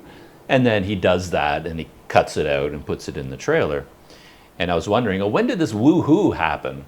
Because the whole first video, he landed there in Sabah? Well, it's in Sabah. What's the name of the city? I'm blanking on the city. Yes, it is Kota Kinabalu. That's the name of the city, and it's the name of the mountain, Mount Kinabalu. So they have the same. That's why I was confused. Anyway, he flew into Kota Kinabalu, and he stayed there, and he filmed his time there, renting the scooter, going out to a fish market, having a big seafood feast, things like that, exploring the town a little bit. And then in the next video, he set off on the scooter, and then he's riding the scooter, and then he did the woohoo Borneo baby. But it was sort of like the woohoo Borneo baby felt like that would be something that would happen at the beginning of your trip. Like you just arrived and you're so excited. It's sort of like the plane landed and you step off the plane and you're on the tarmac, and that's when you would go, yeah, Borneo, I'm so excited to be here. And he wanted that moment, but he didn't do it at the beginning. It was while he was on the scooter later on. Then he did the Borneo baby woohoo. But I wonder whether it was natural. I'm pretty sure it wasn't. He just did it because he needed that for the trailer. And then in the trailer, there's another sequence. He seems to be very famous for this, where he dances. So now he's always stopping the scooter at the side of the road, and then he goes out into the middle of the highway, and then he's dancing in the middle of the highway. Or he's getting gas, and he's pumping the gas, but then he dances. And I've noticed a lot of people leave all kinds of complimentary comments, saying, oh, I love the dancing, you're so much fun. And he gets a lot of positive feedback about the dancing. So in this case, he danced in the middle of the road, and then he took that and put it in the trailer, you know, woohoo baby, and the dancing, and then shots of jungle and orangutan, all these things, and he put his trailer together. But as I was watching it from a YouTube perspective, it kind of looked like doing all these things deliberately because he needed these shots. He had a shot list, and then he did these things and put it all together as a trailer at the beginning. Again, I have no issues with it, but it's just something that I notice and that I think about. And the other thing I end up thinking about is this whole idea of whether a YouTube video matches reality at all. Because I remember back when he did one of his Philippines trips, I have a strong interest in the Philippines, so I watched all of his videos, and his videos about his trip were very, very positive, very exciting, very happy. Everything is wonderful, everything is amazing. But then when the trip was over, he did a live stream kind of behind the scenes video that was an hour and a half long, something like that. And he just talked about the trip, honestly, and he had almost nothing but negative things to say.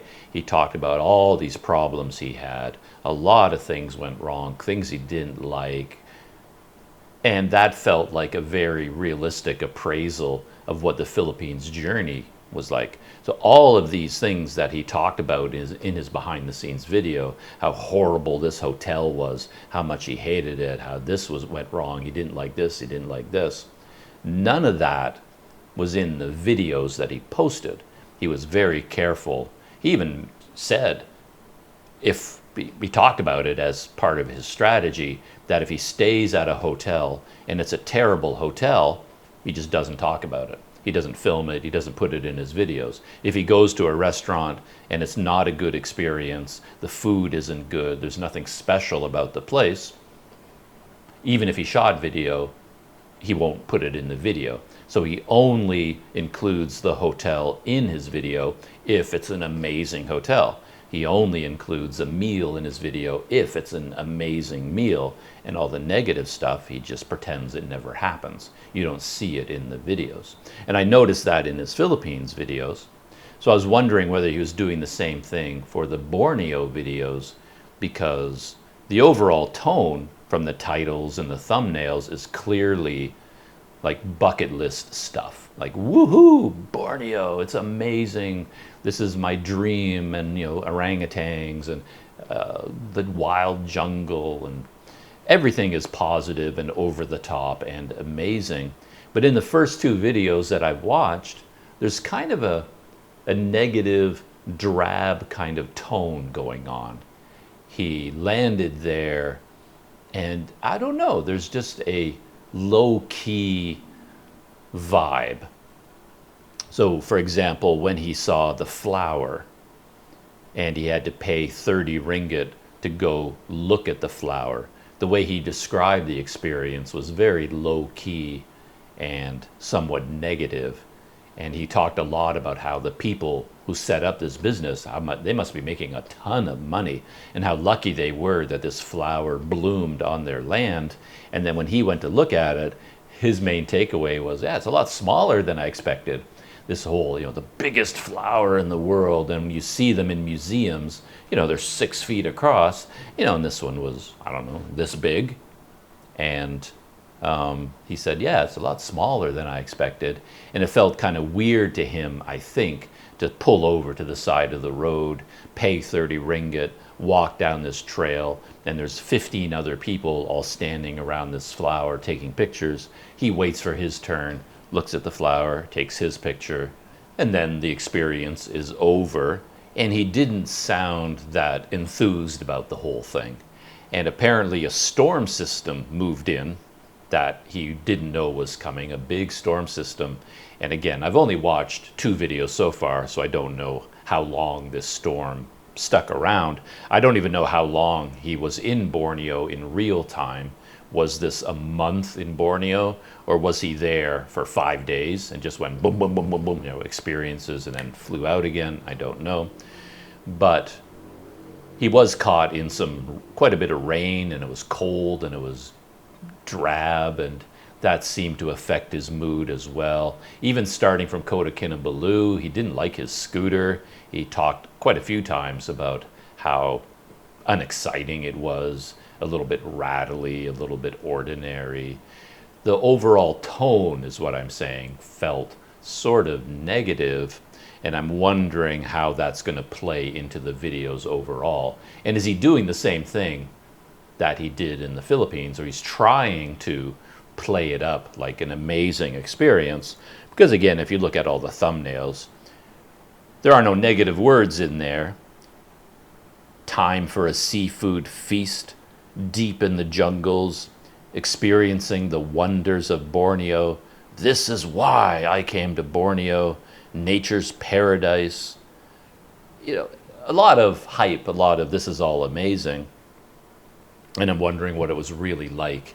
And I'm wondering whether he filmed the videos with kind of a negative, drab tone all the way throughout, or does he do the same thing eventually that he did in the Philippines and just portrayed them on video as amazing and wonderful, and then eventually we'll get a behind the scenes video where he talks about what it was really like and how things actually worked out for him. Yeah, I don't think I have much more to say about that. As I said, I've only watched 2 of the videos so far. One thing I noticed, like he did climb Kota Kinabalu. He climbed the mountain, and he does say in his video title that it was a brutal 33 hours. And with my recent experience, I just went to Cape Rachado here, which involved climbing 232 meters to get to the top of the lookout point. And as I talked about, that almost killed me. I was hiking along and I nearly passed out on the trail several times. I had to stop and sit down. I had to stop and lean against a tree as the world kind of went black in front of my eyes, and I had to recover and wait for this feeling of I'm about to faint to pass. I have no idea what was wrong with me that day, but I was exhausted and I was going to pass out. And I was thinking, if I went to Borneo and tried to climb Mount Kinabalu, if that's my physical conditioning right now, based on Cape Rachado, I couldn't do it. I don't think I could climb a mountain right now. So either we're talking about Grandpa Doug, or I'm just in really poor shape. Maybe if I did want to climb a mountain like that, I'd have to plan for it and make sure I got, a solid 2 months of real strenuous exercise into my life before I try to climb a mountain like that. Or maybe I've reached a point in my life where I just can't even do stuff like that anymore. Yeah, I don't really know. Interesting. But yeah, it came as quite a shock for me, Cape Rachado, just how exhausted I felt and nearly passing out several times. It was really weird. So it makes me wonder whether the time for climbing Mount Kinabalu is past. To be honest, even if I did go to a place like Borneo, I would feel the pressure that you're supposed to climb this mountain. That's what so many people go there to do. But I'm not a big fan of mountain climbing. It is something you do for an achievement, but 9 times out of 10, you get to the top because you want to see the view from up there, but 9 times out of 10, by the time you get there, it's cloudy, and you just spent, 3 days, climbing up the mountain. And for what? To say that you did it? Like, can you parse the pleasure in that experience? I mean, there is pleasure in it, of course. You're going to see things, you're going to experience things. Maybe you get beautiful views along the way. Cool. But is there enough pleasure in there to justify that effort of climbing to the top? So my instinct isn't to feel, oh, I gotta climb that mountain, it's going to be so amazing. I might do it, but not because I think it's going to be like, I don't feel compelled to do it, put it that way. I can take it or leave it.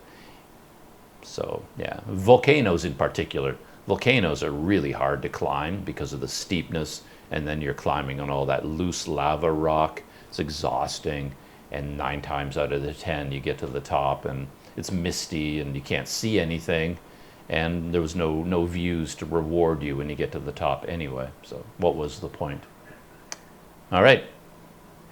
I think I'll watch the rest of his Borneo videos, so maybe I'll have more to say when I come back for another BTS video.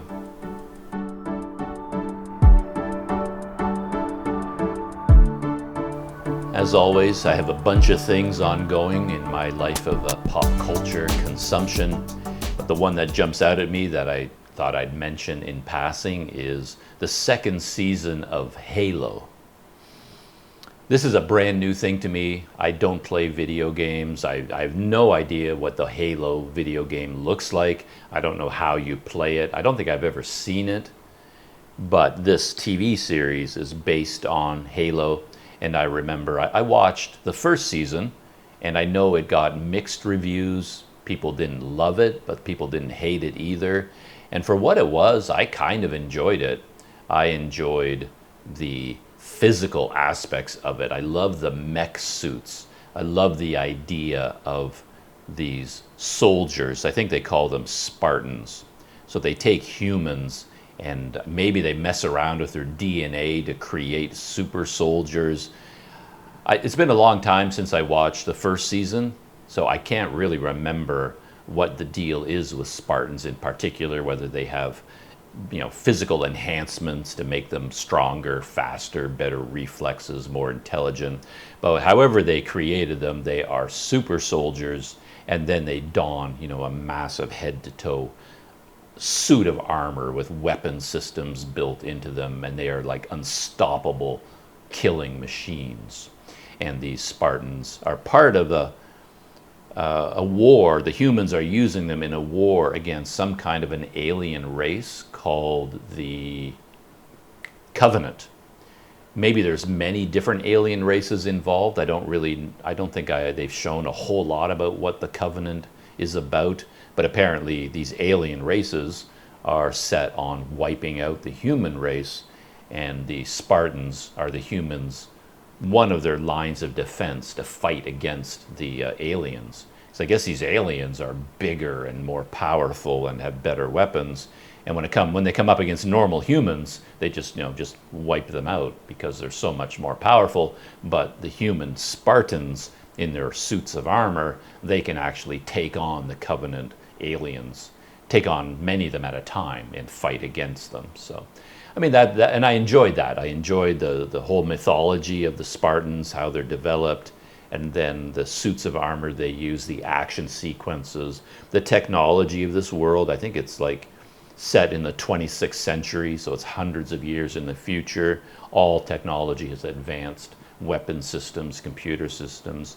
An AI system is a key feature of the 1st season, and I really enjoyed that because I'm kind of fascinated by AI, as many people are. So I remember all these things from the 1st season that I enjoyed quite a bit. I probably have to go back and rewatch a couple of episodes before I can fully enjoy season 2, because season 2 just came out of the gate with a story, and I found myself struggling. All right, who is that exactly, and who is that, and what happened last season? They kind of did a recap a little bit, but even the recap I didn't understand because I didn't have strong memories. But I'm enjoying it. 1st episode I enjoyed, and I'm looking forward to the rest of season 2 of Halo. I think only 1 episode has come out so far, maybe 2, but I've only watched the 1st episode, and I'm going to continue watching the rest of Halo for the whole season 2. And I think that's it for a pop culture roundup. I'm still watching True Detective season 4. We're getting towards the end. I think there's only the finale left. I'm looking forward to that, but I'm very nervous about it because there are so many thematic elements and so many plot elements in the show that I can't see how they can possibly wind up the whole series in one episode and give satisfying conclusions and answers to what has been going on. But we'll see. Maybe they'll do a great job. And I'm watching a few other things that I continue to watch. Gold Rush is ongoing, the new season of Gold Rush and different things. But there's no reason to dive into those in depth. So I think I'll just leave it at that, talking about Halo Season 2.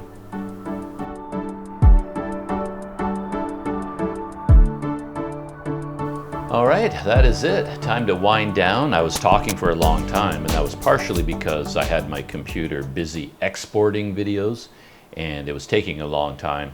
And while my computer's exporting videos, it takes all the processing power. I can't do anything else on the computer. So I can't edit video while it's exporting. I can't really do anything. So I just basically let the computer chunk, and then I wait for it to finish, and it finished exporting the last video. So I'm free to move on and start my editing projects for today. I still have 2 videos to go to get caught up. Well, it's kind of funny where I have one video from Tanjung Balai where I'm walking around the city. I'm still in the middle of that. And then I have the video about taking the ferry to here. And I want to finish those 2 videos. But the funny thing is, while I'm here editing those videos, I'm going out and having little experiences. So now I also shot a video about Cape Rachado, and I shot a video about the Ornamental Fish Center. So that puts me even farther behind, right? So if you stay in one place just to get caught up on editing videos, but then you start shooting new videos while you're in that place, then you can never ever get caught up. It's almost like you have to just stop. Don't shoot any more video until you get caught up, and then you can start over again. Yeah, I guess that's poor planning on my part. I was thinking, in a way, since I have all this editing work to do, from an economic point of view, it makes more sense for me to get back on the ferry and just go back to Sumatra, because I could find a really inexpensive place to live in Sumatra, and places there are just better value. You can pay less and get more, so that would be, and for my money, it's a very interesting and exciting place. So if I was going to sit down for 2 or 3 weeks and just edit video, in a way it would be better to go back to Sumatra to do that and then come to Malaysia. But of course, if I did that and I returned to Sumatra thinking I'm only going to edit video, of course, I couldn't help myself. While I'm there, I'm going to start shooting new video of new experiences, and then you just end up on this treadmill. You know, you're like a treadmill where you're running and running and running and running, but you're not actually making any progress. It's just, you're just running in place, basically. So you have to be careful about that. That's kind of funny. Anyway, we'll see. Maybe I can get a burst of energy right now, and I'll just like whoom, race through these videos and get them done. Anyway, that is what I'm going to do for the rest of my day here, and I will leave you with that, and I will see you in the next video. When was the last time I said, you know? I stopped thinking about it, so I'm pretty sure I started repeating, you know, again and again.